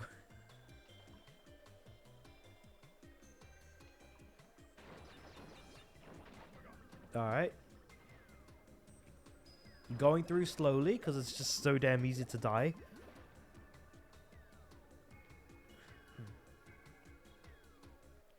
You need to. I consider 7 games canon. Twinsanity being the last one, I include both racing games. Not Crash Tag Team Racing, though. That's fair. Crash Tag Team Racing is in a very, very weird spot. Of it trying to be... Oh, I can actually blast those things. I forgot about that. Yeah, no, Crash... Tag Team Racing is in a very, very weird spot. It's not a particularly good racing game, and at the same time, it's also not a particularly good Crash game.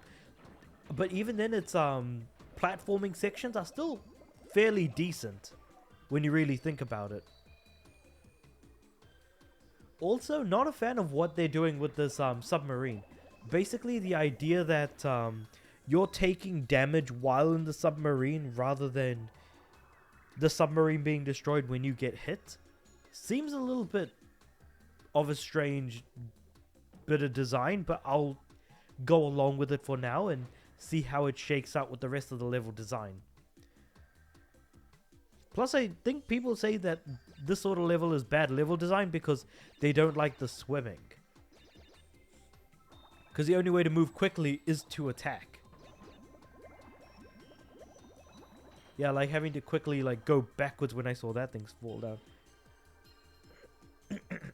Yeah, the submarine isn't great or fun in this game. I don't dislike this level though. Love the song. It's a whopping holy grail compared to Coral Canyon. Wait, hold on. Is Coral Canyon the other? Because I know there's only 2 underwater levels in this game. Is Coral Canyon the other one? Ah, damn it, I don't. 2 Crash universes. Ooh, okay, okay.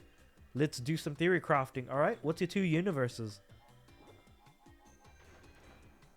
Because if you consider these games to be canon up to Crash to Insanity. Oh, you're talking about the Mutant games, right? First, PS1 games, PS2 and PS2, excluding Crash Bash and Crash Tag Team Racing onwards. I'm pretty sure you're gonna say that Crash of the Titans, Mind Over Mutant are gonna be in a separate camp. Second Insane Trilogy and 4 It's About Time. Okay. So then what about the other Crash games that were on PlayStation? For example, as much as I don't want to talk about it, Mind Over Mutant and Crash of the Titans. I know you haven't played them, but like, they do still exist whether we like it or not.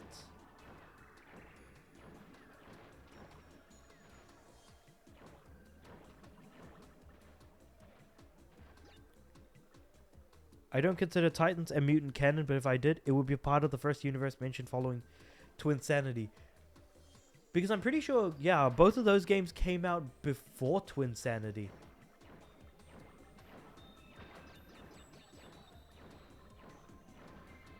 I feel like I'm just blowing up crates before I even see them.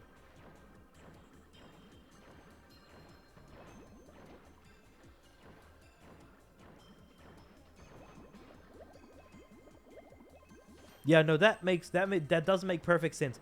What I think you might be saying is the first universe is classic Crash, and the second universe is modern Crash, but not modern in that sense. No, after Titans is a sequel to Twinsanity.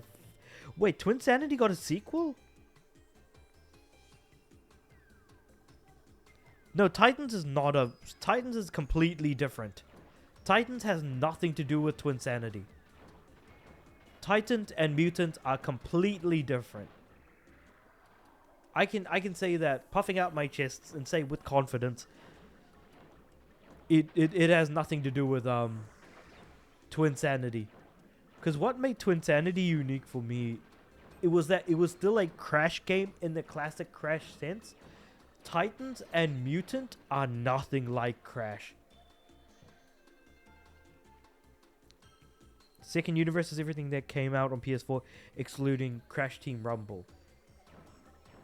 And Crash Team... yeah, Crash... Titans is set after Twinsanity. I mean, not a direct follow-up. Hold on. I want to fact check that for a second. Because I don't think Titans and Twinsanity are in the same timeline. I think Titans is actually like a parallel timeline that happens in like a different Crash world, if that makes sense. Like an alternative Crash universe, basically.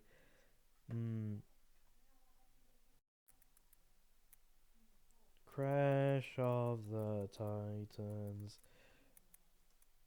Crash Universe. I'm pretty sure that's the case.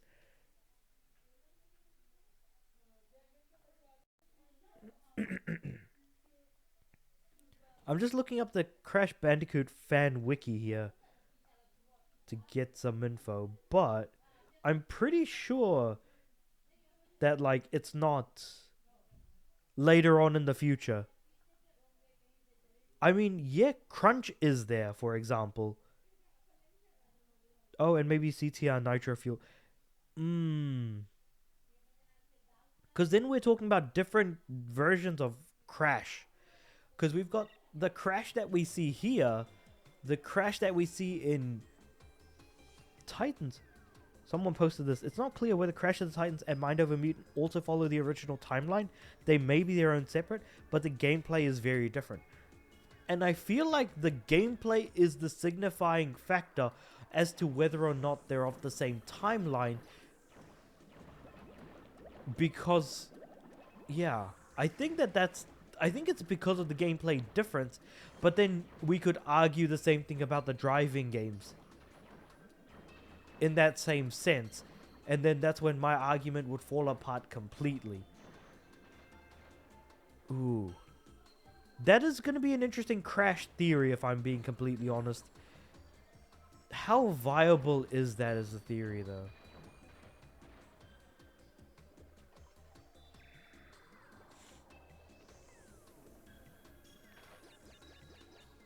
Sorry, I may be confusing you. First universe is Crash PS1, PS2 games, excluding, yeah, Crash Bash and Crash, yeah. Titans and Mind of a Mutant, then I have no idea. Never played them.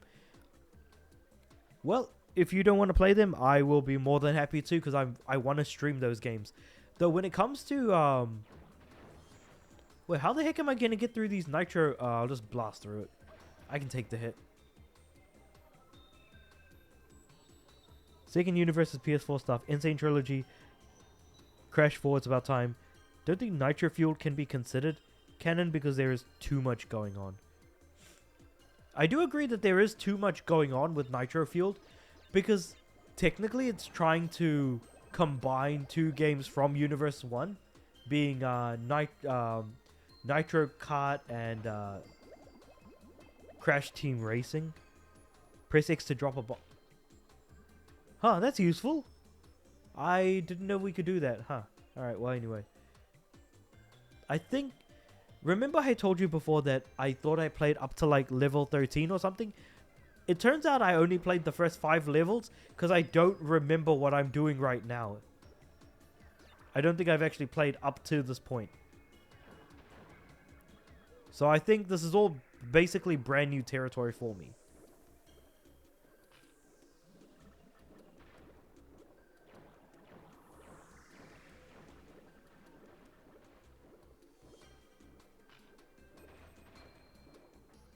I want to like stay away from the nitro when it explodes. Crash 4, It's About Time clearly is the next game after the Insane Trilogy. You wouldn't play Wrath of Cortex and follow Universe 1 after Insane. But the thing is, I don't really consider, at least from the way it's being presented to me, I think it's because of the change in development studios, I think, that I don't consider Wrath of Cortex to be a follow-on from Crash, like the Crash trilogy that we know and love. I wonder if that makes sense. Yeah.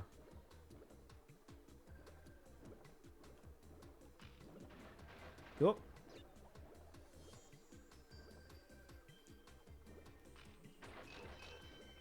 Wait, did I not? Oh, okay, wait. So I can still bomb it. I can still bomb and get these crates.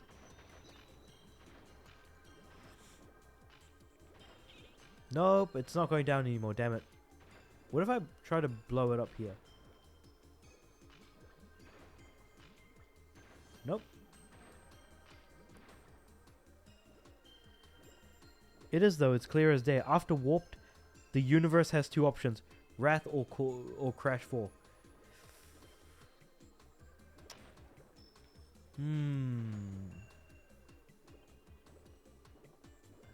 Oh, okay, I'll have to die, damn it. I didn't even see those crates there until it was too late, so...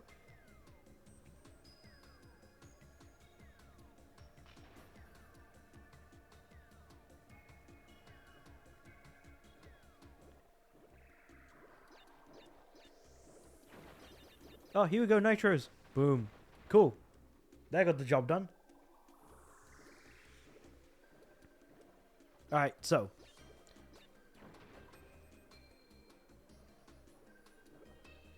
What I'll do is I'll head forward. Okay, yeah, so I have to... the Wrath of Cortex manual even details this. Uka Uka being pissed at the same 5 bosses from Crash 3, blah blah blah.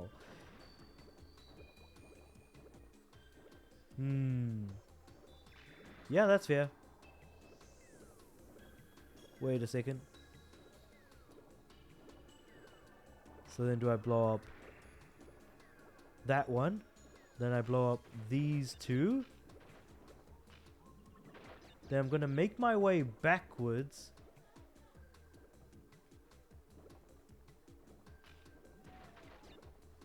Oh, but there are crates there as well. Oh, wait, hold on. So this is where I then blow up these nitro crates to trigger the chain explosion to create those crates. And then I use these nitro crates to blow up those crates. Got it. It took a second for me to figure that one out. But it was a good mention that I blew up the nitro crates way too early. Yeah, there we go. We got them all. Sweet. Okay, alright then, yeah. I guess I don't really have much more to say then. It's clear as day then that there are two universes post Crash 3. Universe A, Crash 1, 2, 3, Crash Nitro Kart, sorry, Crash Team Racing, Wrath, Nitro Kart, Twinsanity. Arguable if CTR/CTR are canon.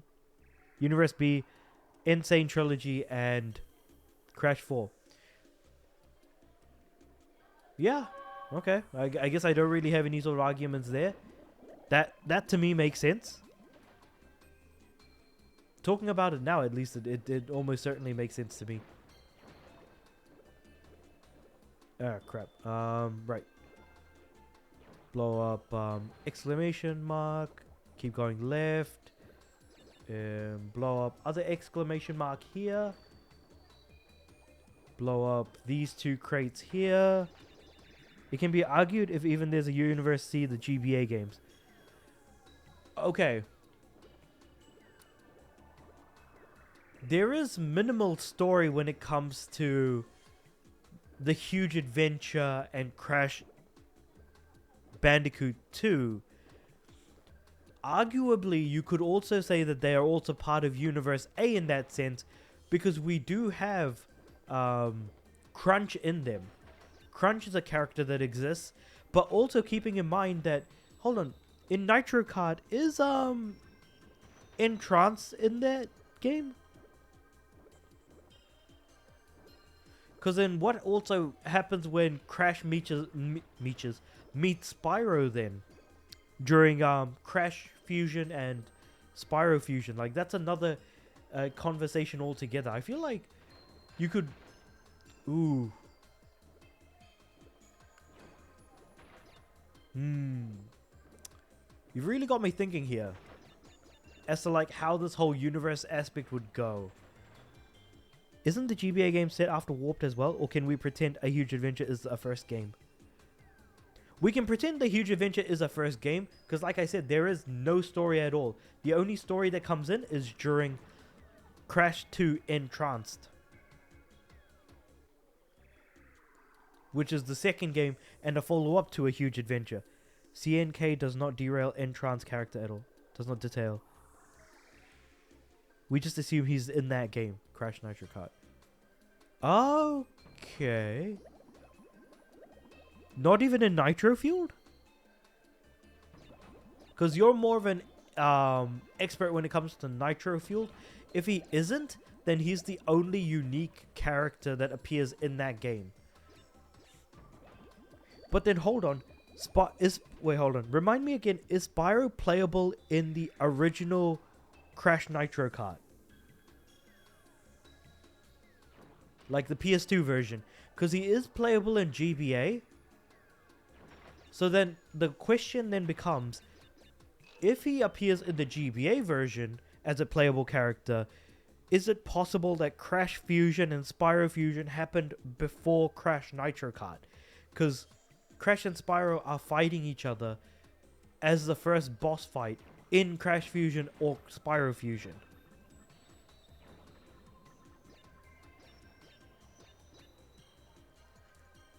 Because now at this point I'm splitting hairs on like how that would go. Crash Nitro Kart also features Zam and Zim and Entrance. We just assume all new characters by Crash Nitro Kart.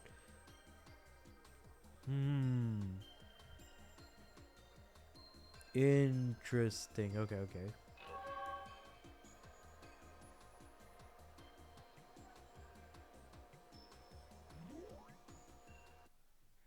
No, Spyro and the boss characters are not playable in the console versions. So, they are playable in the GBA version. So, in that sense, I think we can... with that, I guess, last statement, I think we can consider the GBA games to be their own separate thing. Their own separate universe in a way.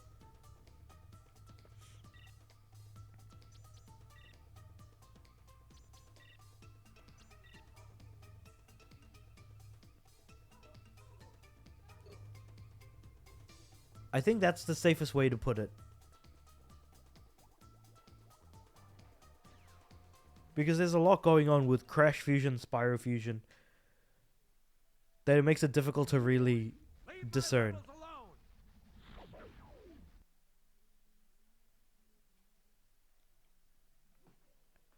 But yeah, this game is way too inspired by Crash 3. I feel like they could have done a lot. I would still take the PS2 over GBA, though limitations made it unplayable. Don't know why Square Hijack liked it more than PS2 version. Honestly, like, if I play the PS2 version, I'll be interested to see how I feel about it. Because it's basically the same game, no matter what course you're playing.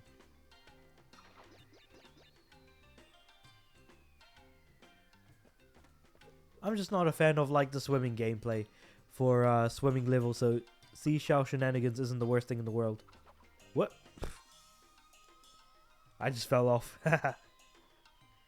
Alright, anyway. Okay, so she's not spinning, she's just kicking. Okay. And she can only jump, she can't double jump or anything. Didn't know you bought Wrath and the Need for Speed, though. Yeah, no, because I was, like, thinking about how I do want to, like, play more different types of games.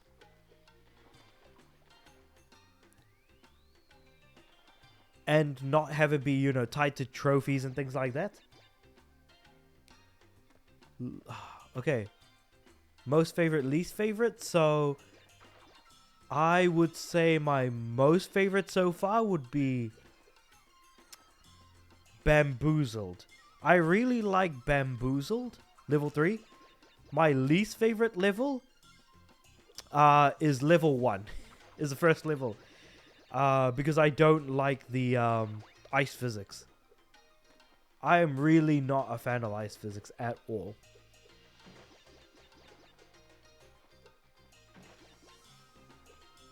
So that's, I think, my most and least favorite levels so far. Damn it, I died again. Yeah, those are certainly my... Yeah, those are the most and least favorite so far. Whoop. Jump over here, jump over here, jump over here, jump over here. Cool. So there's the checkpoint right there. Oh. Made it. This game is essentially copying everything the 3 games did in terms of environments. I do agree. This level feels a tad bit more different, but it feels like it's got the Great Wall of China vibe, similar to like all of Pura's levels from Crash 3. My favorites are Bamboozled, and so I agree. Compactor Reactor and Jungle Rumble. Compactor Reactor was good. I just haven't done the death path yet, so I do need to get that yellow gem. But I'm looking forward to it. Oh, I like how the additional life box actually has Coco's face on it. That's actually kind of cool. This level could feel like a Crash 3 level. I do agree. Though I would rather play this level as Crash rather than as Coco, just because her movement is different enough to where I'm not a fan of like this kicking attack.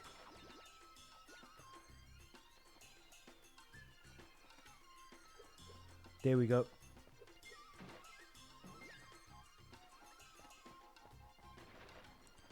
Wizards and Lizards, Crash 1. Yes, 100%. I do agree. Wizards and Lizards could have been a Crash 1 level.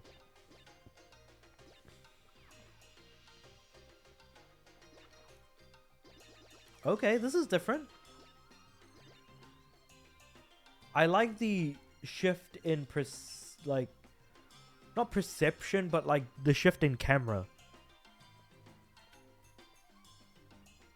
Arctic Antics, Compactor Reactor, Jungle Rumble, Crash 2, Tornado Alley, 100%, and Seashell Shenanigans are definitely like Crash 3 levels because of the, like, you know, airplanes don't get introduced until like, you know, or the plane doesn't get introduced until like Crash 3 anyway, so 100% agree.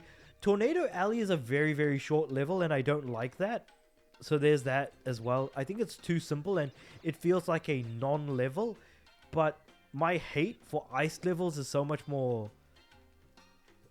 higher that I'm willing to forgive Tornado Alley for its misgivings in that sense.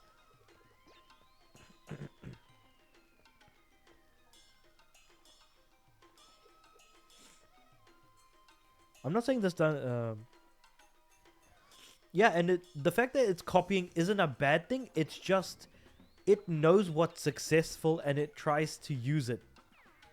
And I agree. Okay, so here's the hit death path. So I'll have to return here anyways. So I agree that like it's not a bad thing that it's copying. It's just that copying is not copying necessarily, but like is a good form of flattery in and of itself. So I do think that like they did good by at least trying to copy it to some extent. What the heck is that? Oh crap, okay. How am I gonna do this? Just jump over? Okay. I did it. Oh, and Bamboozled, brand new. I like what they did with Bamboozled. Earlier on in the stream, something that I was talking about was how much I liked that they not only... So, a lot of this game is basically more Crash 3. But the fact that they not only took Crash 3, but did something more with it by creating something like Bamboozled, I really liked.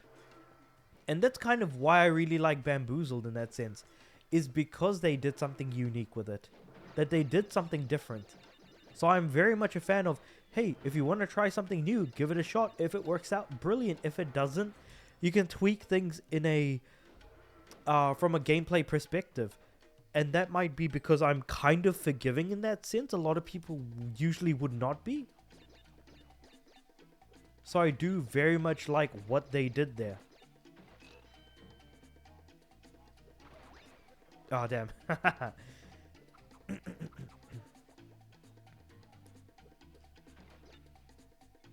Still though, I'm not a fan of the Nitro Crate thing. Crash 2 had my favorite environments of the first three, so levels in this game are usually at the top for me, Compactor Reactor and Jungle Rumble in particular. I actually have an interesting point regarding Jungle Rumble. So you remember the vehicle that you use at the end? I never understood how that worked until I died a couple of times and realized, oh, if you hold X, you can actually keep,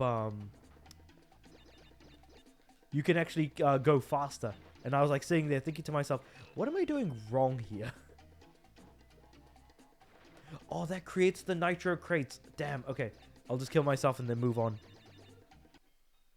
And try that again. So don't hit the exclamation mark. Instead, I'm just going to jump over. You have to hold X to get away. Yes. And it took me like a couple of goes before I realized, oh, that's the case. No, damn it. I hit it again. But anyway.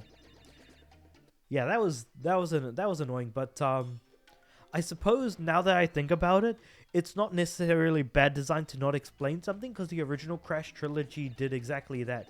They didn't explain it, instead you just kind of had to just do it.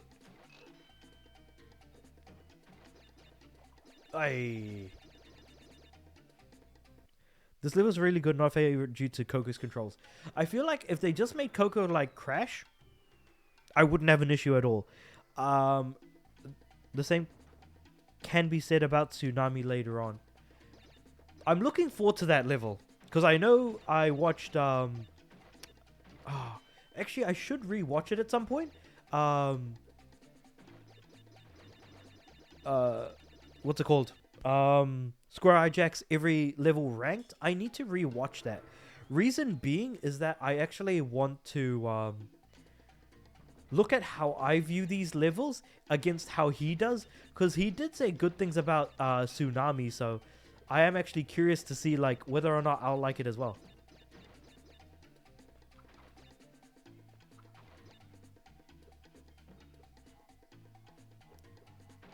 Oh.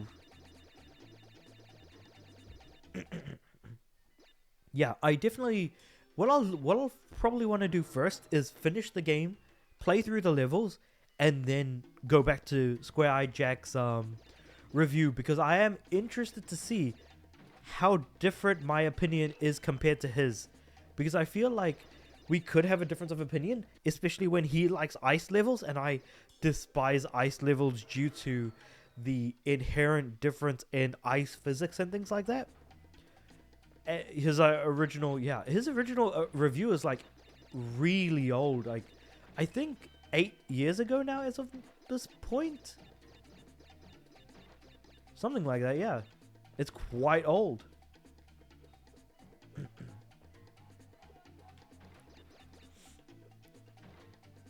All right, here we go. So, oh damn, I went way too far right, because I forgot I don't need to jump on the crates, because basically Coco has that kicking attack, so I could just kick the boxes, but I went too far to the right and ended up kicking into the I don't know how I ended up kicking into the TNT crate that was right in front of me. 2, 3, 4, 5.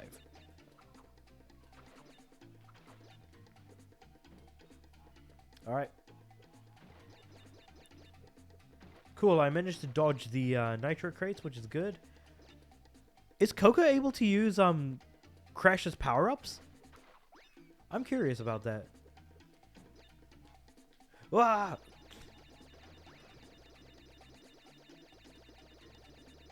I don't know what the heck just happened. I tried to jump and it did not jump.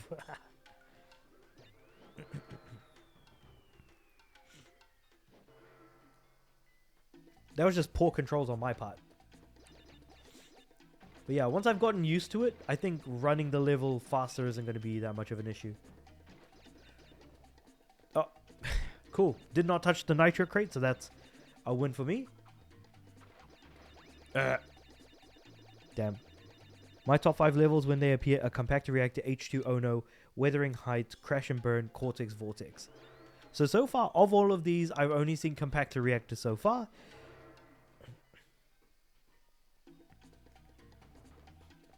So I can't wait to, like, you know, see the rest of them. Whoop. Jump and 1, 2, 3, 4, 5. Druid Void is the most underrated, most overrated, the Gauntlet. Is it because, so the Gauntlet is what... No, actually, let me double check that. It's nighttime you play as Coco, and the Gauntlet is when you play as Crash. Or do I have it the other way around?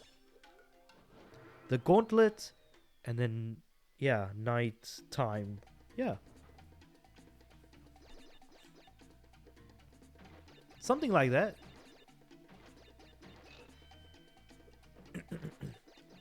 2, 3, 4, 5. Cool. Attack. Attack. Cool. And then jump off. Oh, no, I was too far to the left. Correct the first time. Yeah, okay, cool. I figured that that was the case because, again, like, I just remember the every level ranked, and I was like, it's the exact same level, it's just different characters. The Gauntlet is a good level, but people rave on about it, and I don't get it. I think it's because too many people rave on about it that when you eventually get to that point, you're just kind of like, I get that it's good, but I don't know why it's that good type of mentality that people will have, like myself. If I look at something that's incredibly overrated, I'll end up hating it because I just don't like it as much as other people do. I don't know if you feel the same way, but yeah. Like, if some people like something too much... Oh, damn. Okay, that's annoying. So, I thought if I could hit the bouncy metal crate, that it would... If I hold X, it'll just allow me to jump. But it didn't. And because the TNT crate is about to explode, I'm like panicking, oh crap. I should probably do something. Second worst, Smokey and the Bandicoot The worst are Smokey and the Bandicoot, Medieval Mayhem, Ghost Town, Ice Station Bandicoot, and Force of Nature. Every time I hear the words Force of Nature, I think of that level, but I've lately been playing some Magic the Gathering, and I got the SpongeBob cards, and so I think of Force of Will, which is a very, very good card in Magic the Gathering. And just because it shares a very similar name to Force of Nature, I can't help but like think of both things at the same time. But yeah, Ice Station Bandicoot looks like a very, very slow version of Rings of Power and whatever that other... No, Rings of Power I think was a fairly unique level in the sense that you had to go through a bunch of rings on a flying mechanism. I sound like an old person trying to explain what a plane is.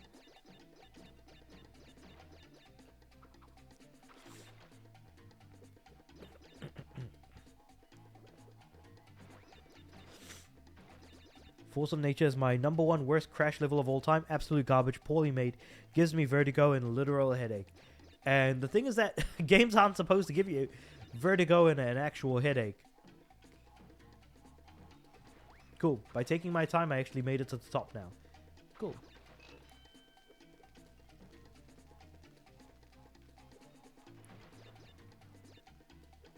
Whoop.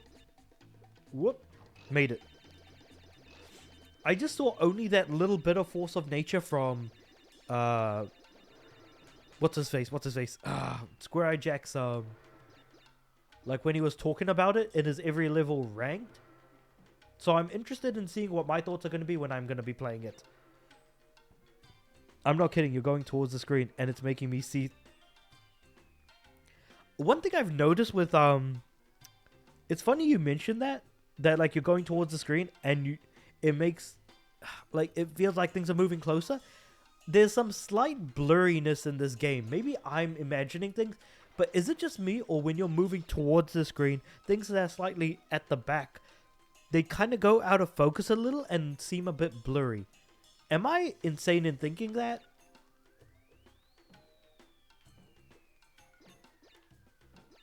That things seem blurry in the background. Because I feel like I kind of am to some extent. Things moving closer outside the game. Oh, okay, that's a very different thing then.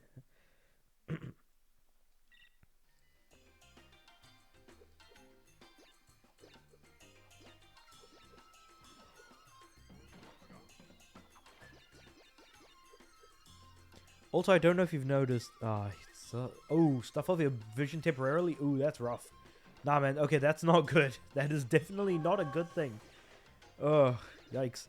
Oh, speaking of which, I don't know if you've noticed, Stran, but I'm also going through each of the levels, and as I'm doing them, I'm also getting the, what's it called? Like, the, Death Route gems as well. And I didn't realize that, like, there were 3 levels that had, like, death paths, in the first warp room by itself. You think if there was a problem, it would affect me with the boulder from 1 to 3. It didn't.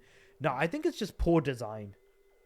Honestly, I think more than... Because 100%, if it were a problem, then the boulder level would 100% be one of those things as well. Yeah, like, I agree. Actually, no. You know what? I'll save first because I'm going to try and do the death path. Because I don't want to lose too many lives.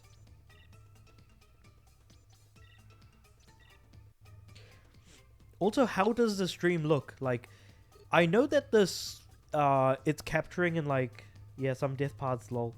And the color gems required you haven't, so I've already done like level 1 and level 4. The one for level 5 though, compactor reactor, I still need to get the yellow gem for that one. Yeah, gold gem, yeah. Oh, I thought it was yellow, it was gold.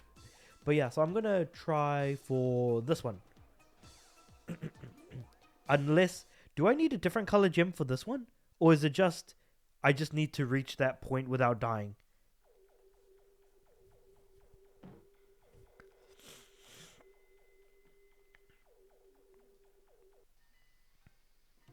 Oh yeah, that's fair. No, hey, as long as it looks good, I'm happy with that. Because, yeah, the sides are gonna be a little bit jank looking, but it should be fine.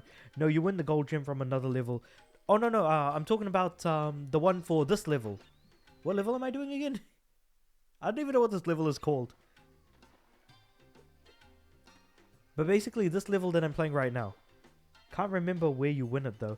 Death route paths always award color gems. Interesting. Okay. Yeah, like I said, I've already got 2 color gems so far. Just gotta...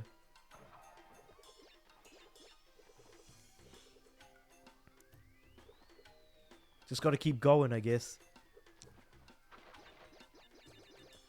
I might do the relics later on. Because the thing is, I don't like speedrunning levels. But in a way, speedrunning levels in Crash show your mastery and control through a few different ways. This isn't like Crash 2 where you must do everything. Where you must do something unique to win a color gem. Interesting that Crash 2 is the only game to win you a color gem by way of a puzzle or technique, not involving a death route. I think with Crash 2 I think Naughty Dog was still trying to get their bearings on what the Crash formula is. How do collectibles in this game work? And I think Crash 3 is like what that ultimately ended up being. Because keeping in mind that, like, you know, Crash 1 did not have colored gems. So I think that Crash 1 felt like the original game of a franchise. And then Crash 2 is adding more while trying to experiment. And I think Crash 3 is like the legacy of Crash that we now know and love today. Nope. Okay, I have to get the red gem. That's fine. I'll just head back to the warp room. Because I can't remember. Are there death routes or death paths in Crash 2? Because I don't believe so, right? Either that or I'm just misremembering things. Crash 1 colored gems were won from specific levels, but from getting all boxes and not dying, though in every level you couldn't die after hitting the first checkpoint. Yeah, because then that would count as a death from there. Alright, I'm going to do that sinking feeling now. Insane fixed that. No dying to win a gem. Done for a color gem level. Okay. Because I couldn't remember if that was the case or not. Oh, another plane level.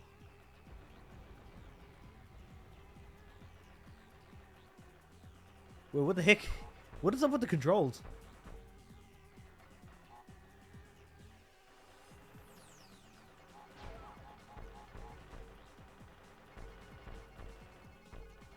Do I need to like fly in the balloons or am I like not firing anything?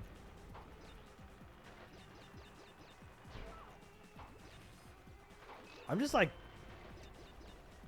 hitting the balloons instead of firing at them.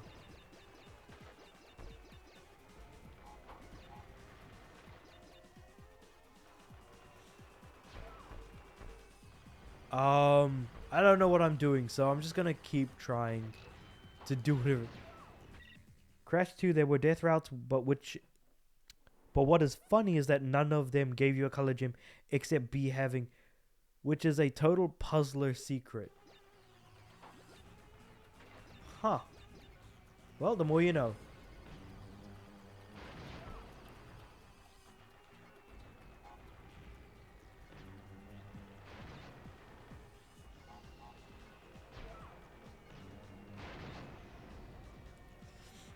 Well, how many hits does it take to take these things down?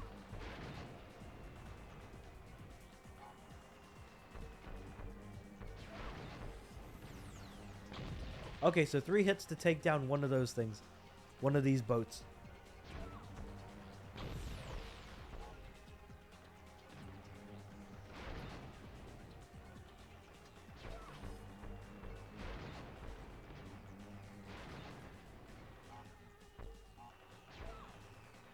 Well, what take didn't I not fire? Oh!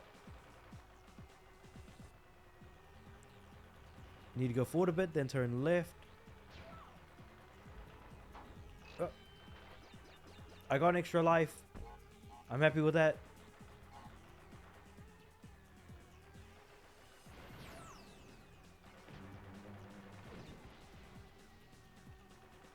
I'm not doing too hot at the moment. Ah, I died.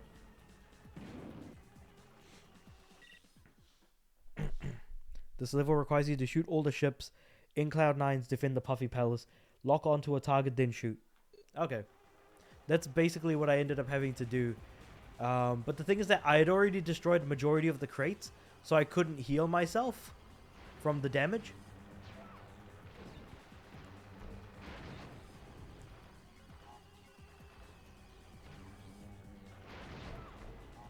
And also it takes like 3 hits to destroy these things as well. So the basic idea that I'm going to be doing here is I'm going to try and destroy all but one of them. And then I'll destroy that last one after I'm comfortable that I've destroyed all of the crates.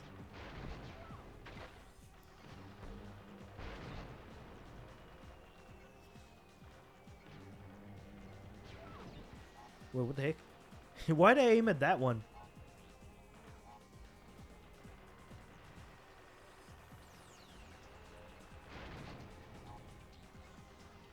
Alright, here we go.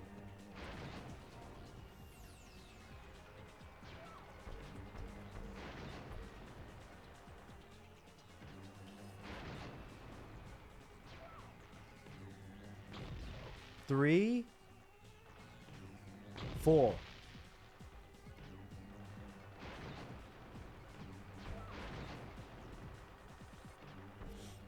There's another one over there, so I've got half my health at the moment.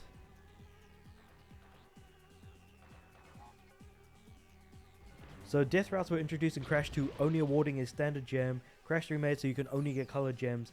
The game is the same. Colored gems are obtained from a death route. Oh, this game is the same. Okay, yeah. Yeah, that makes sense to me. I just realized there's so many like health crates that it's actually kind of funny to see.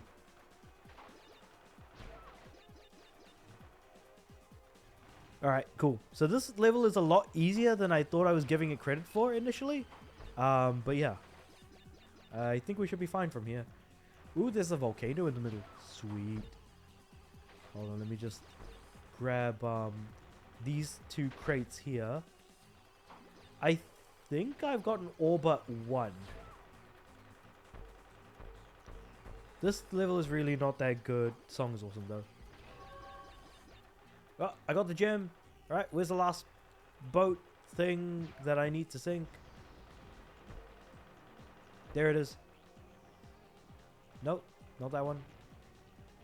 Yeah. Nah, I do agree. The song is actually pretty good. How's the game audio versus like my mic audio? Like, does it sound alright? Because visually things can look good, but hey, if it ain't, it just ain't the same if it isn't like, you know, the audio mixing isn't right. So let me know if my voice is alright and it's not too loud, or that the game is not too loud. Where'd I put the TV remote?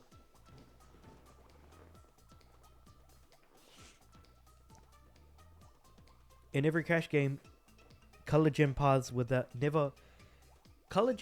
never win a colored gem. Except one level only. Lights Out in Crash 1. You need the yellow gem to get all the boxes in Lights Out. Doing so unlocks purple. Can't hear the song at all. You'll have to change in the options. Oh, okay. Because I don't want to make the game too loud. Alright, how about now? How does that sound?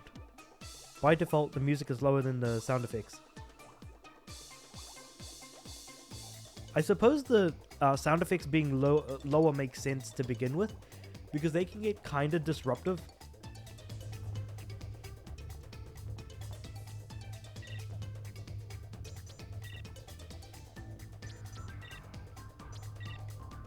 Perfect. Okay, cool.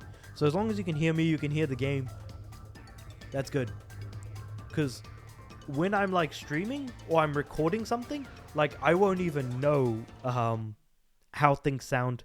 And sometimes it might be too loud or too little for people. Everyone's really different in that sense. So the second boss of this game I haven't done before. The first one I have done on my Steam Deck. So this one's going to be a fun one to try and do. Yay, look at Crash. He's falling. Though I don't know what's up with the loading screens though. Alright. Oh, we immediately start in the submarine. Okay.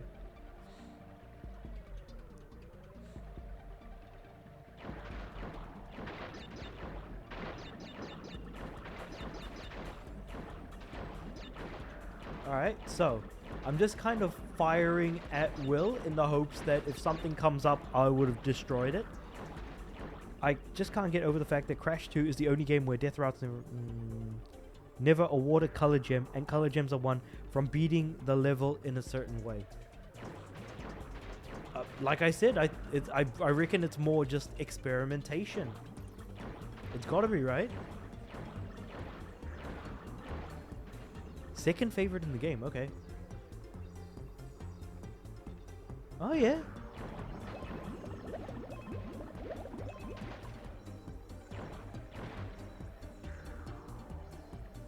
I'm gonna need to listen to a little bit more of the music to make my opinions known about the music. Oh, yeah. Gotta hate when those things come up.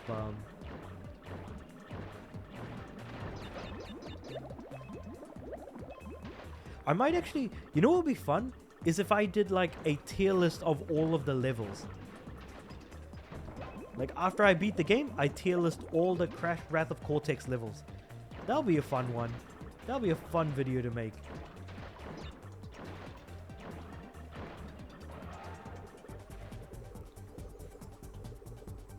Not because of the submarine, just keep going with the level. Don't want to... I'm pretty sure I know where this is going, only because I watched the every level ranked video. Oh well, so much for that.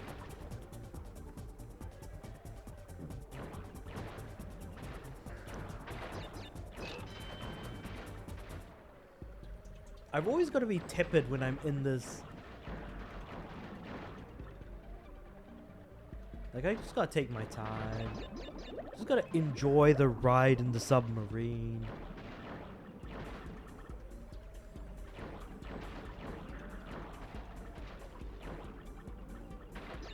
Is it dropping it? Yeah, it dropped.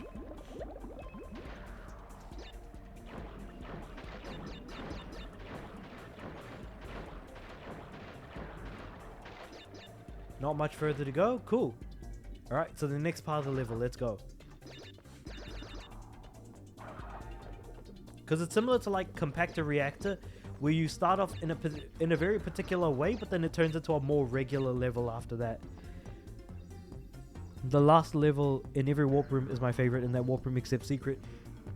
No, that one is your least favorite one, man. Imagine if you stood by that, I would have been like, wait, what about the secret warp room? Oh, that force of nature, man. I think the level force of nature is in fact in and of itself a force of nature. Alright, what the heck do we have going on here?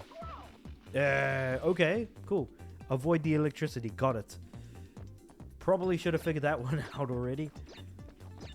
I'm pretty sure there's got to be like a bonus somewhere here as well too.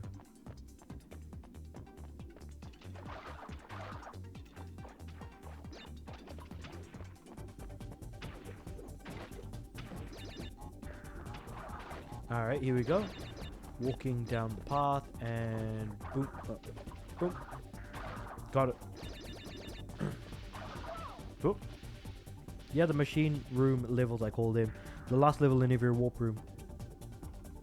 Fahrenheit with fire, weathering with air, and Cortex, vortex in space.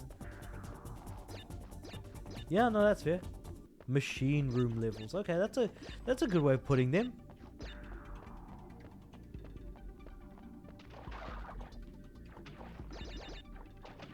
Alright then, so just gonna completely avoid this guy because these scientist looking dudes, when it comes to them being in levels, I feel like their AI is just intentionally balked for some reason. What? Just like Crash 2. Yeah, no, I agree. It does look exactly like Crash 2 getting electrocuted by the water. Alright, now that I have an Aku Aku mask, I think I can maybe tank at least one hit. Hopefully I don't need it, but I'm pretty sure I will.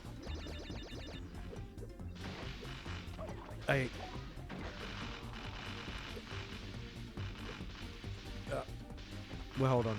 Top of my jump, body slam. Nope. Top of my jump, body.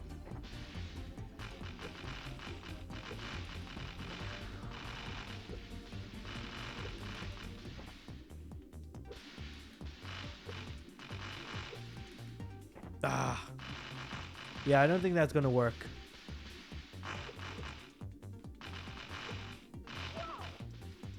You need double jump for that. Can I not just jump off of... Wait, hold on. There's a double jump in this game? Wait, when do we get the double jump?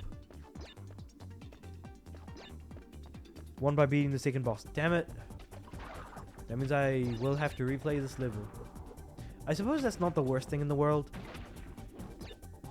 But then I'm going to have to replay some of the previous levels anyways because those death paths require that I have a very specific color gem anyways.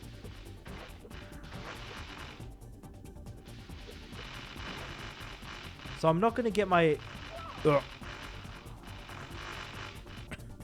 I'm not going to like be too worried about getting every box in that sense.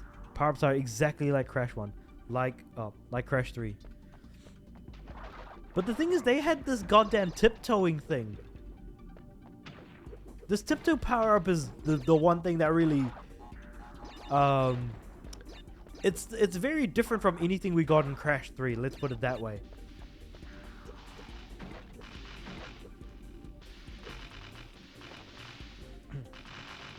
The body slam is unlocked from a color gem path and Banzai Bonsai at the end.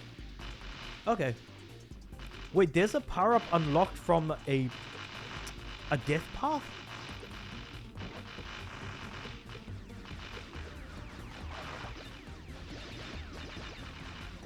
That's interesting. Okay.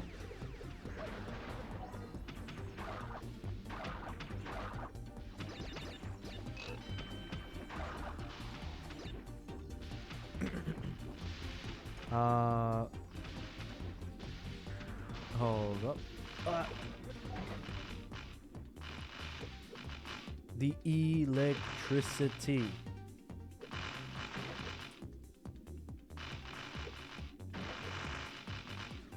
Alright, I think I figured out how I'm going to get through the electricity anyways. Ah, damn it.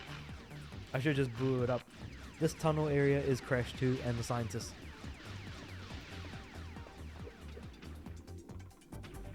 I think that they should have had scientists in like levels like Cortex, Cortex's lab in like Crash 1, for example. No, it's called the lab, isn't it? Yeah, the lab.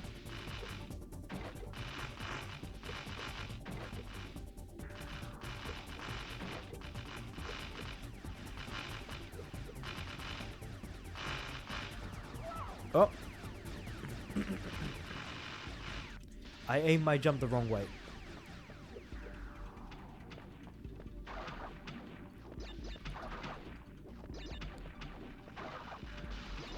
Alright. Cool. Almost there. There we go.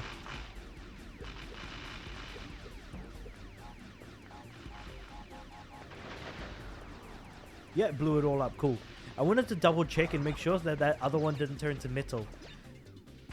And those types of crates are made use of more in this game than I've ever seen in Crash 3. The ones that randomize and then eventually just...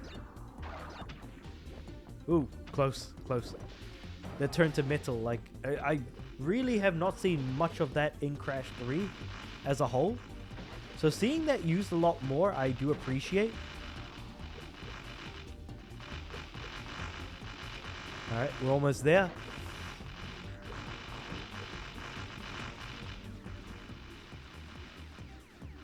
Yeah, you may not agree, but this level is S tier to me. Love it.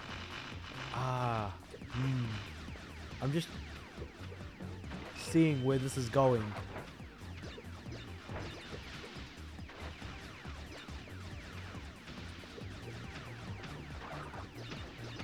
Oh, there's a bonus. I can use that as a checkpoint for now. Yeah, I don't know how to feel about the level at the moment, because I'm not like too jazzed up about it or anything. Died. Okay, cool. So there's water down there, so I just need to jump off of that.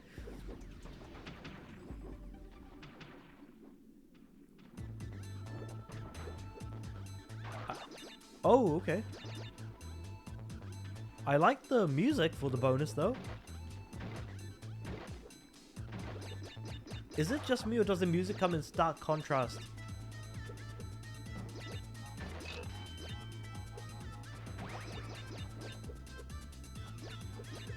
Okay, I need to double jump for that up there.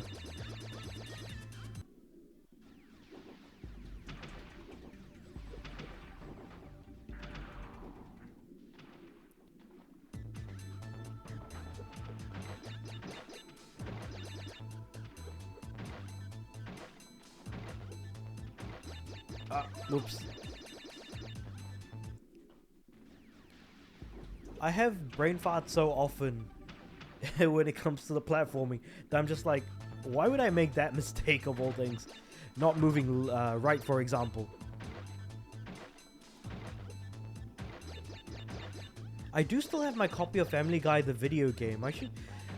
There's so many games I want to stream right now, but I can only stream so many different games. Moved right too much. Maybe we just like different things. That's true. I mean, like, when I look at beaches in games, for example, I say that's where I want to be, but I don't know if you agree about beaches in games and whether or not that's an additive or a deterrent in that sense. Like, and that's not necessarily a bad thing. Like, having different opinions is basically like the best thing that we could be doing. Ah, damn, okay. Wuthering Heights is my favorite, though. Level 20. We're still a ways out from hitting that level. Died.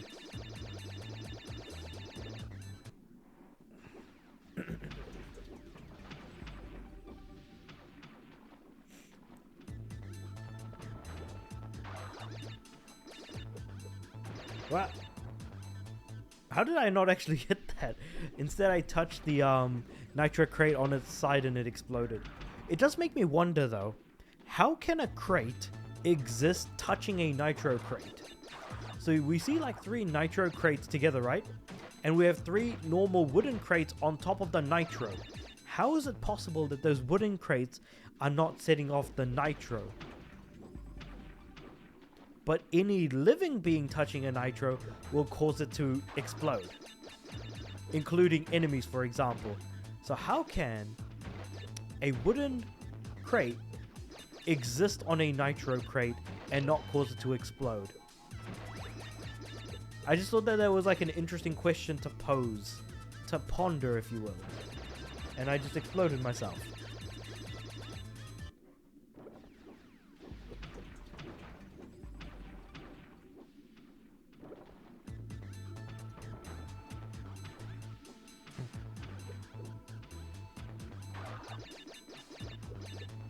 What?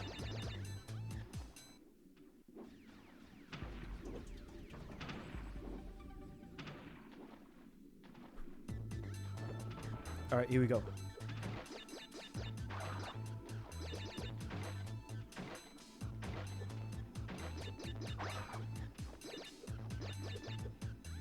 Whoop. Jump. Made it. Whoop, too much. Tiptoe across.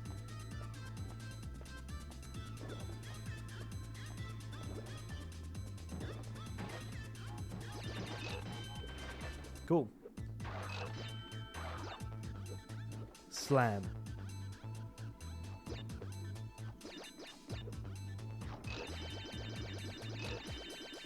$26 out of 43 odds, but mostly like nitro crates and stuff, yeah.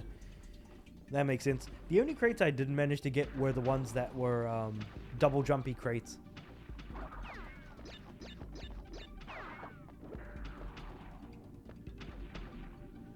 Actually, come to think of it, Tron, have you ever considered wanting to play, or wanting to try and play Crash of the Titans or Mind Over Mutant? Because I don't think you'll like them.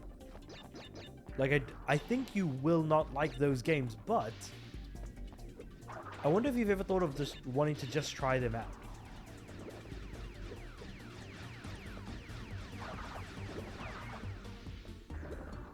I just think of it as like an interesting idea to try games that you don't like, and maybe you might come around to it, or you might just not like it and nothing has changed.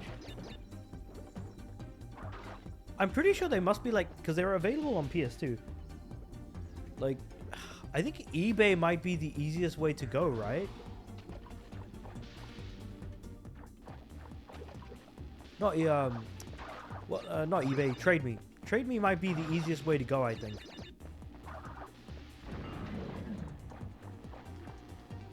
Yeah, three boxes. PS2 versions on Trade Me. Let me have a quick look-see.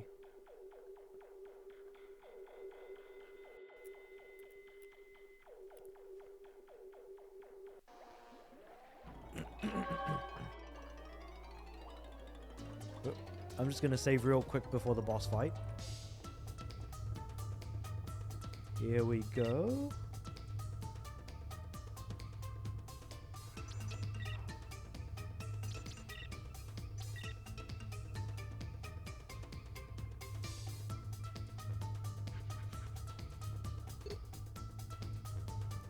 Let's see, Crash of the Titans.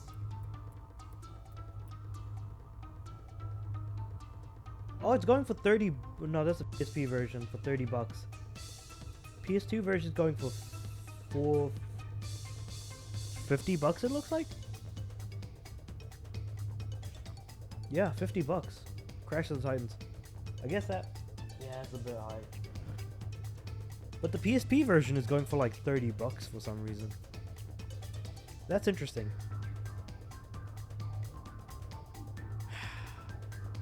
Yeah, I don't know, man. Retro gaming has just been hijacked by like resellers. People like selling games for hundreds of dollars. I actually got a copy of what's it called? Silent Hill Downpour? It's sitting behind me here. And I paid like 120 bucks for that on Trade Me. Because the other listing for Trade Me was, I think, 180 bucks for PS3. For a PS3 game of all things.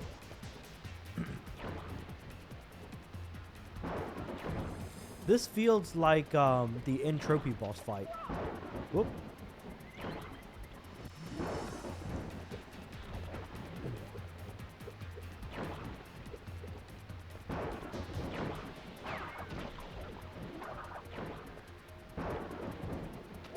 Yep. I got hit. Okay, it is like the Entropy boss fight, because it feels like it just based on like how the platforms are set up and everything. That's what it feels like, but that might not necessarily be the case. Yeah, I tried too much to race ahead. I'll just have to wait on the second spot here. Cool. I slipped off the side. I need to commit to my jumps. That's the one thing that I've been trying to tell myself is I gotta commit to the jump.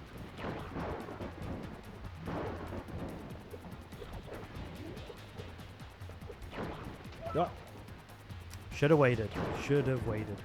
The boss interactions with Crash suck in this game. I 100% agree. I don't like the little clips of like characters talking, and Crunch doesn't do that good of a job either. In fact, how did Crunch even come to be?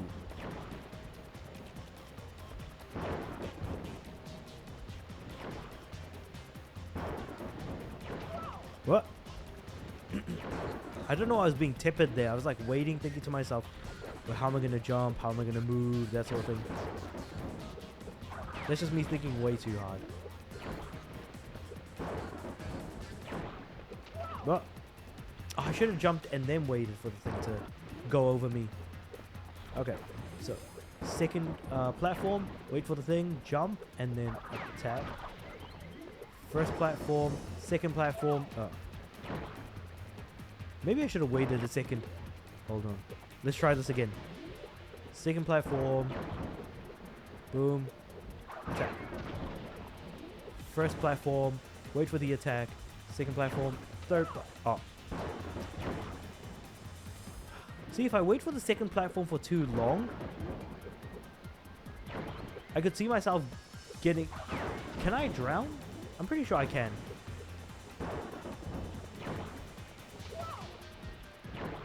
Oh, what? So it's going over me. The green ones. Damn.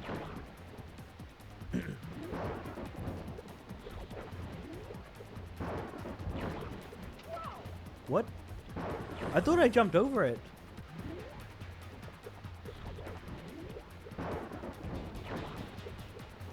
Yeah.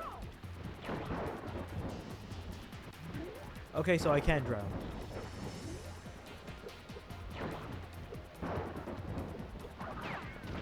Alright.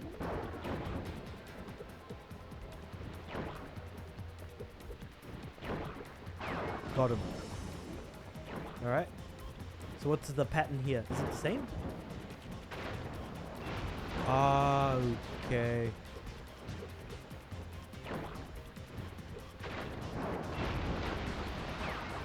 Okay, that one was a tad bit easier.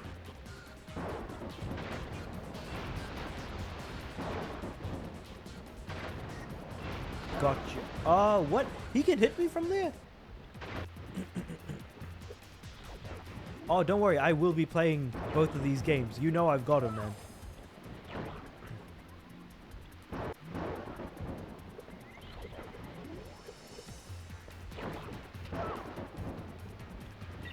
What I'll do is I'll exit out of the warp room, reload the game because I'll have more lives that way.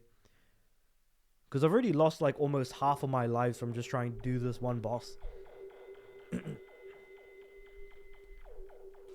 But yeah, I'm definitely going to be playing Spyro 4 and 5 technically.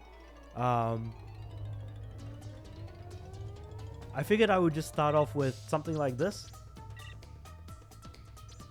Because I do want to have like a stream game, a game that I play specifically when I'm streaming.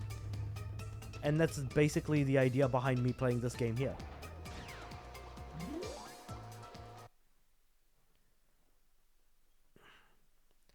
But how long have I been streaming for? Ah, get over here, you little orange sponge! Almost 3 hours, okay.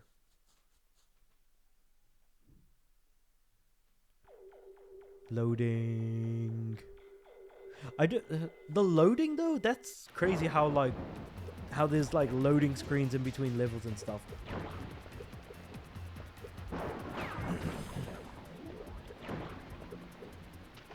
Ah, whoops. I totally forgot.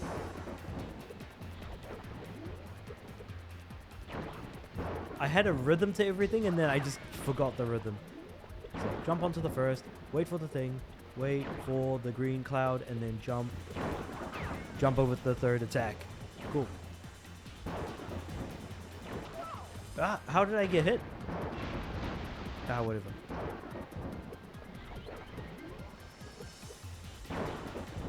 Jump over the attack. Here we go. Then he's going to do 3 attacks. 1 attack, 2 attack, 3 attack. Ah, my jump wasn't far enough. Alright. Just 1 attack this time. 1 attack. Ah, jump too soon.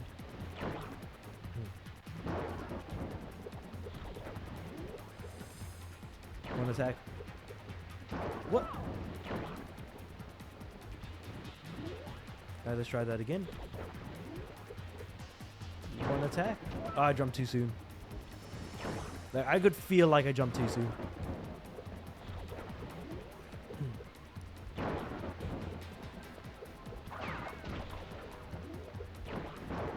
One attack, 2 attack, 3 attack, boom. 1 attack. What?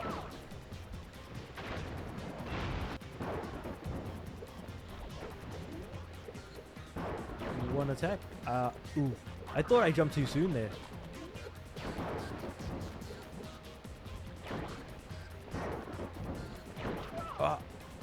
I jumped too late, I think. No, jump too late? Jump too early? Oh, I don't actually know.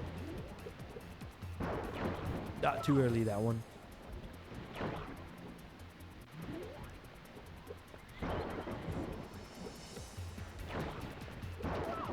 What? How?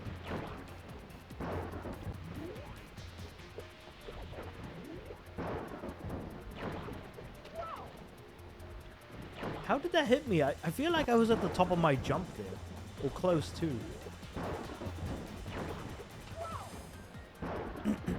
Is it because the platform goes into the water?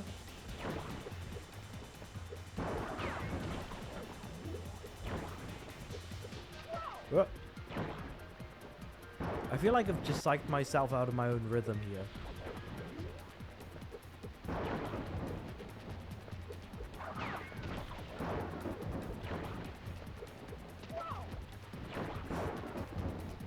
Green duck, blue jump. Can we duck? Like, is there an actual duck button?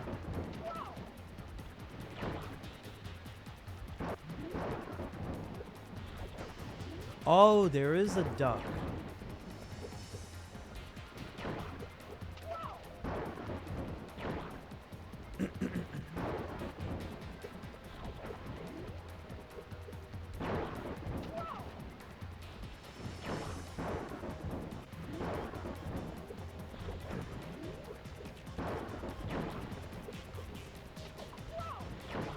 Circle or R1. Yeah, I completely forgot about that. I never think of ducking. I always think of that as like whenever I want to use the slide. Whoa.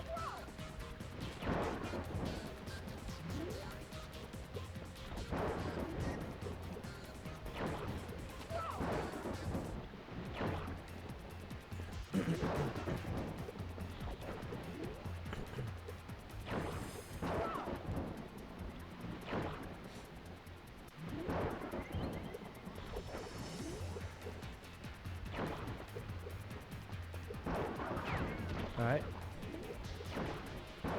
Jump over the first one. Duck under the second one. Ah!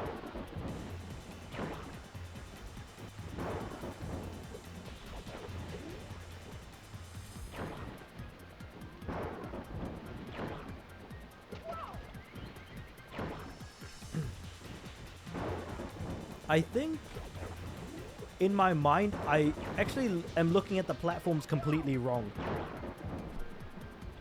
Because I thought that the platforms were going to drown you, but I realized they won't. So there's no point in like rushing it.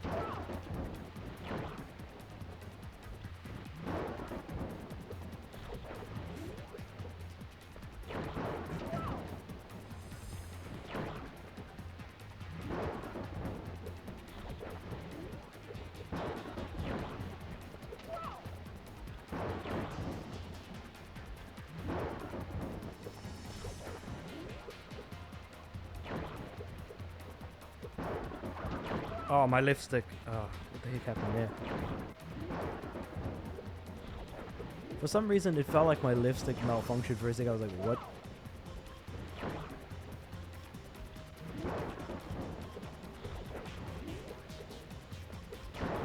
them too early.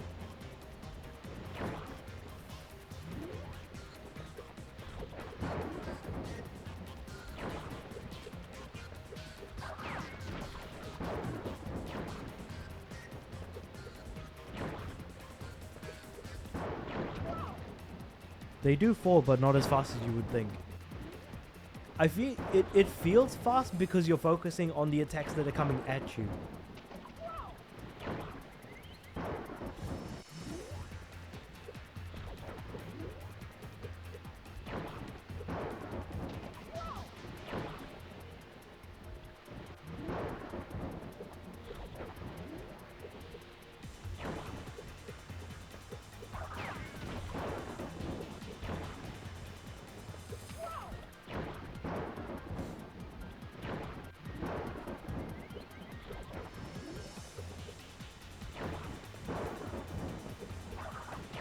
What? Did I not attack?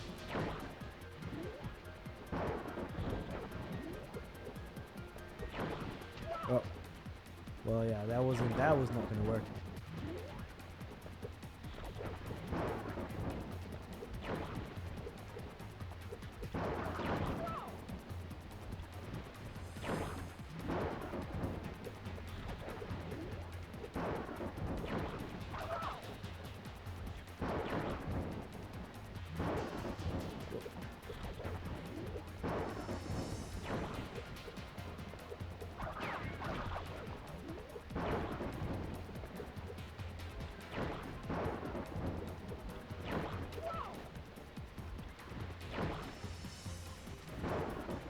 Alright, let's try this again.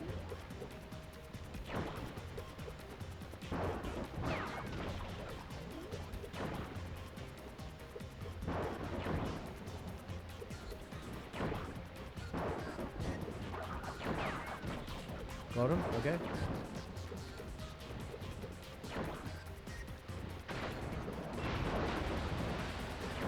Ah, damn it. I like realized my mistake part way through.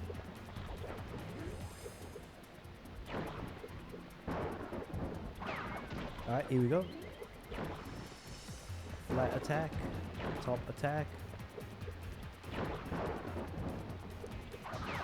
Got him. Alrighty then. Flat. Oh.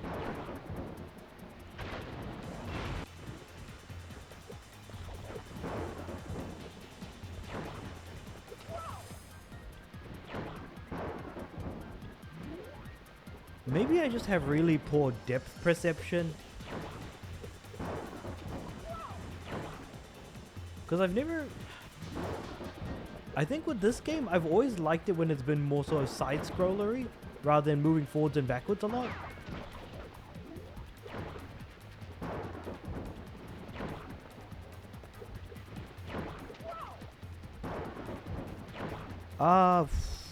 I don't really know. Maybe, like, I'll see? Because I wasn't going to go for more than 4 hours. I've already been going for about 3, so maybe for like another half an hour, maybe. Because it's going to be dinner time and stuff, so maybe another half hour, I think, is how long I'll be going for.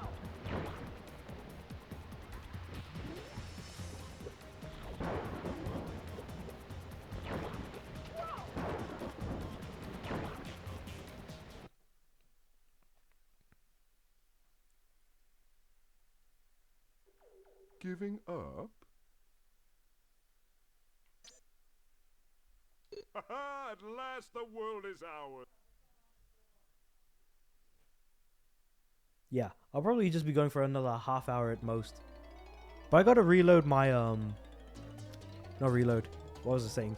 I need to upload my, stream anyways from Twitch because I'm completely missing the first hour of this stream.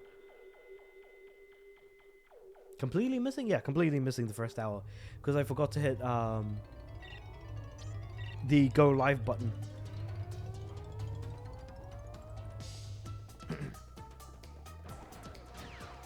Drain damage. Not sure if I'm a fan of the name. I know I like my bad jokes as much as the next guy, but drain damage coming from brain damage, and because it's all water. Yeah, sure, I guess.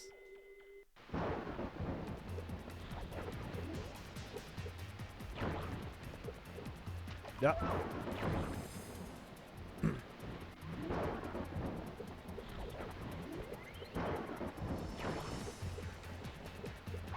Okay, that's one. Whoop.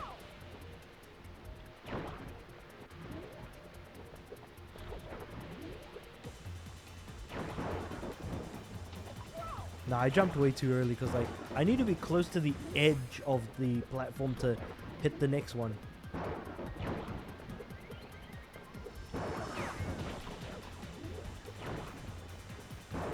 Cool. And wait for this one to pass and then jump. Ah. What's sad is CNK was Clancy Brown's last game as Cortex. They were payment disputes sadly, and thus he was replaced with Lex Liang in Twinsanity, who voiced him ever since. He's fine but not as good. That's very unfortunate. A lot of things in the world really just aren't fair, and so yeah, it kind of sucks that that's what ended up happening.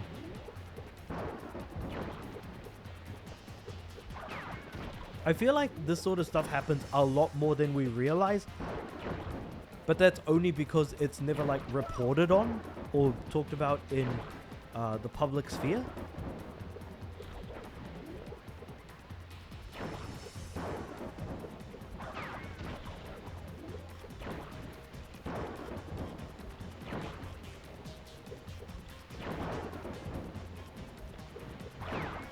Got him. Okay. Well, how did I fall? I was like thinking, how did I fall? And I'm like, oh, I slipped off the edge, because of course I did.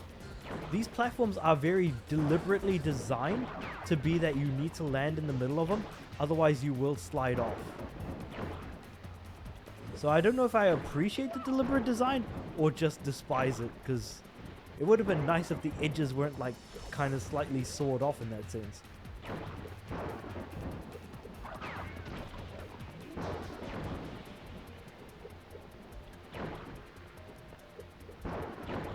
Oh, I don't know, I tried to move forward. He voiced Cortex in 6 games. He was voiced by Brendan O'Brien in the first game, who pretty much voiced everyone in that game.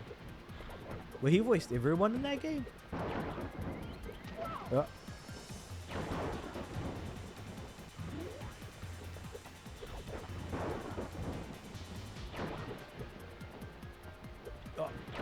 That's okay, that's why my left stick was playing up. I was hitting L2 and I wasn't even noticing.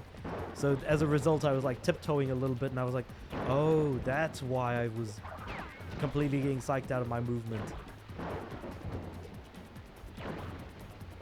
So now I'm being mindful that I'm not hitting the L2 on my with my left hand.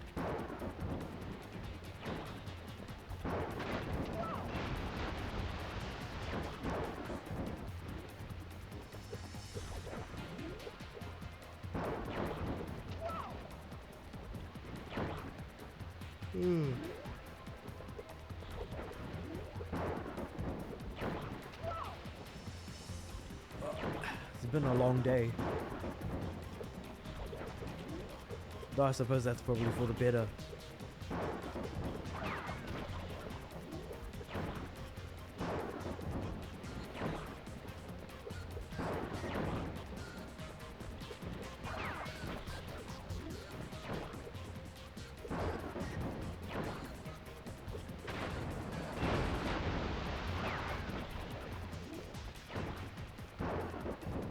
Ah, damn it. I should just jumped ahead. But I don't know why I didn't. Whoop. Wait, when was Nina Cortex introduced to the Crash franchise then? Because she wasn't there originally. Was she? No, she wasn't introduced with Crash Tag Team Racing. What was the first game that she appeared in?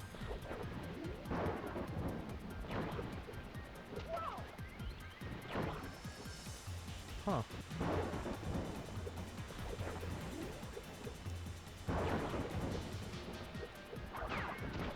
Twin Sanity? Oh, okay.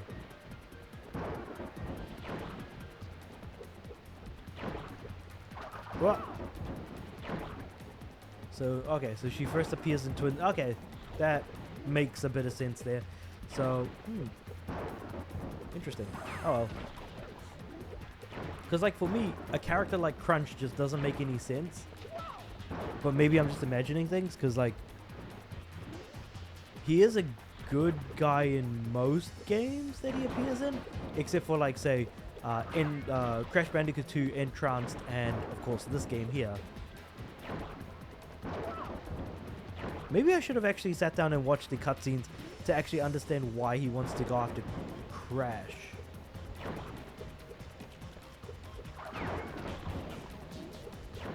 Because then he seems like otherwise like just another member of the crew in a way.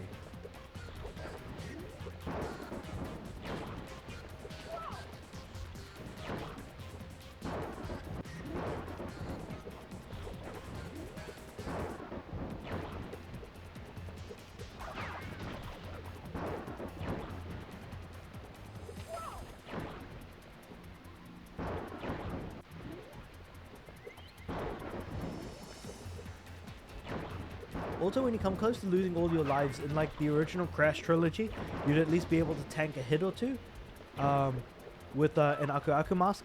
This game doesn't give you that, which I thought was interesting as well. So that's another slight difference between the games.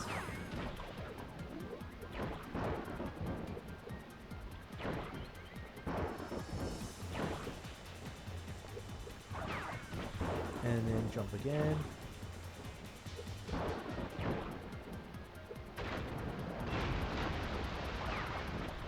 Oh, here we go.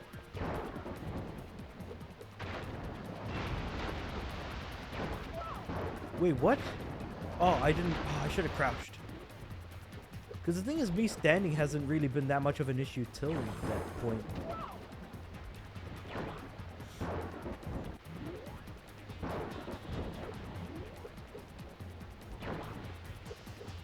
Oh.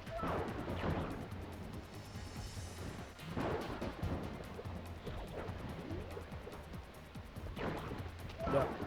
I don't know why I waited until he attacked. I should have jumped after, like waited at least another second. I jumped the same time he attacked. That happened again.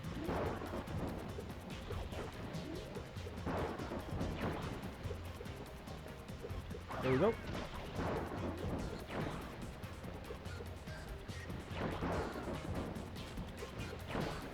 Oh, that's right, because, okay, so that's why I got hit by the green cloud before. Because the platform was sinking into the ground. I didn't actually notice that.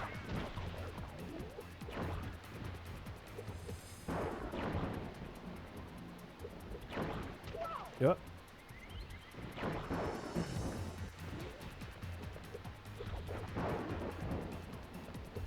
Yep, that was an accident.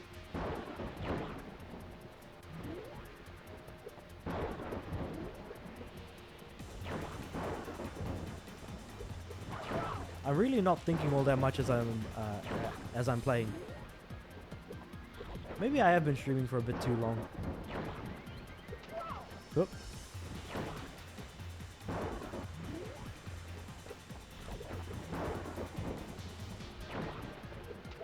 What?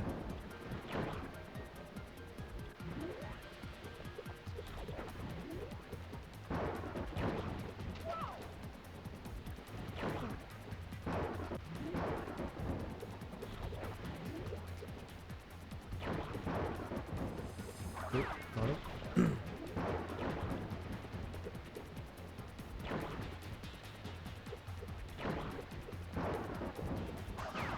Cool. Jump on this one. Jump over. Wait for it to go over. Another one.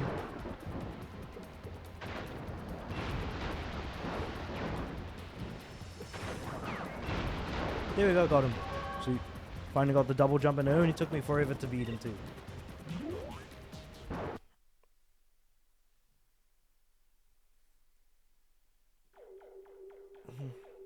The question is, do I want to do one more level before I finish streaming? Because I still need to record a few videos for tomorrow and the day after and the day after, so...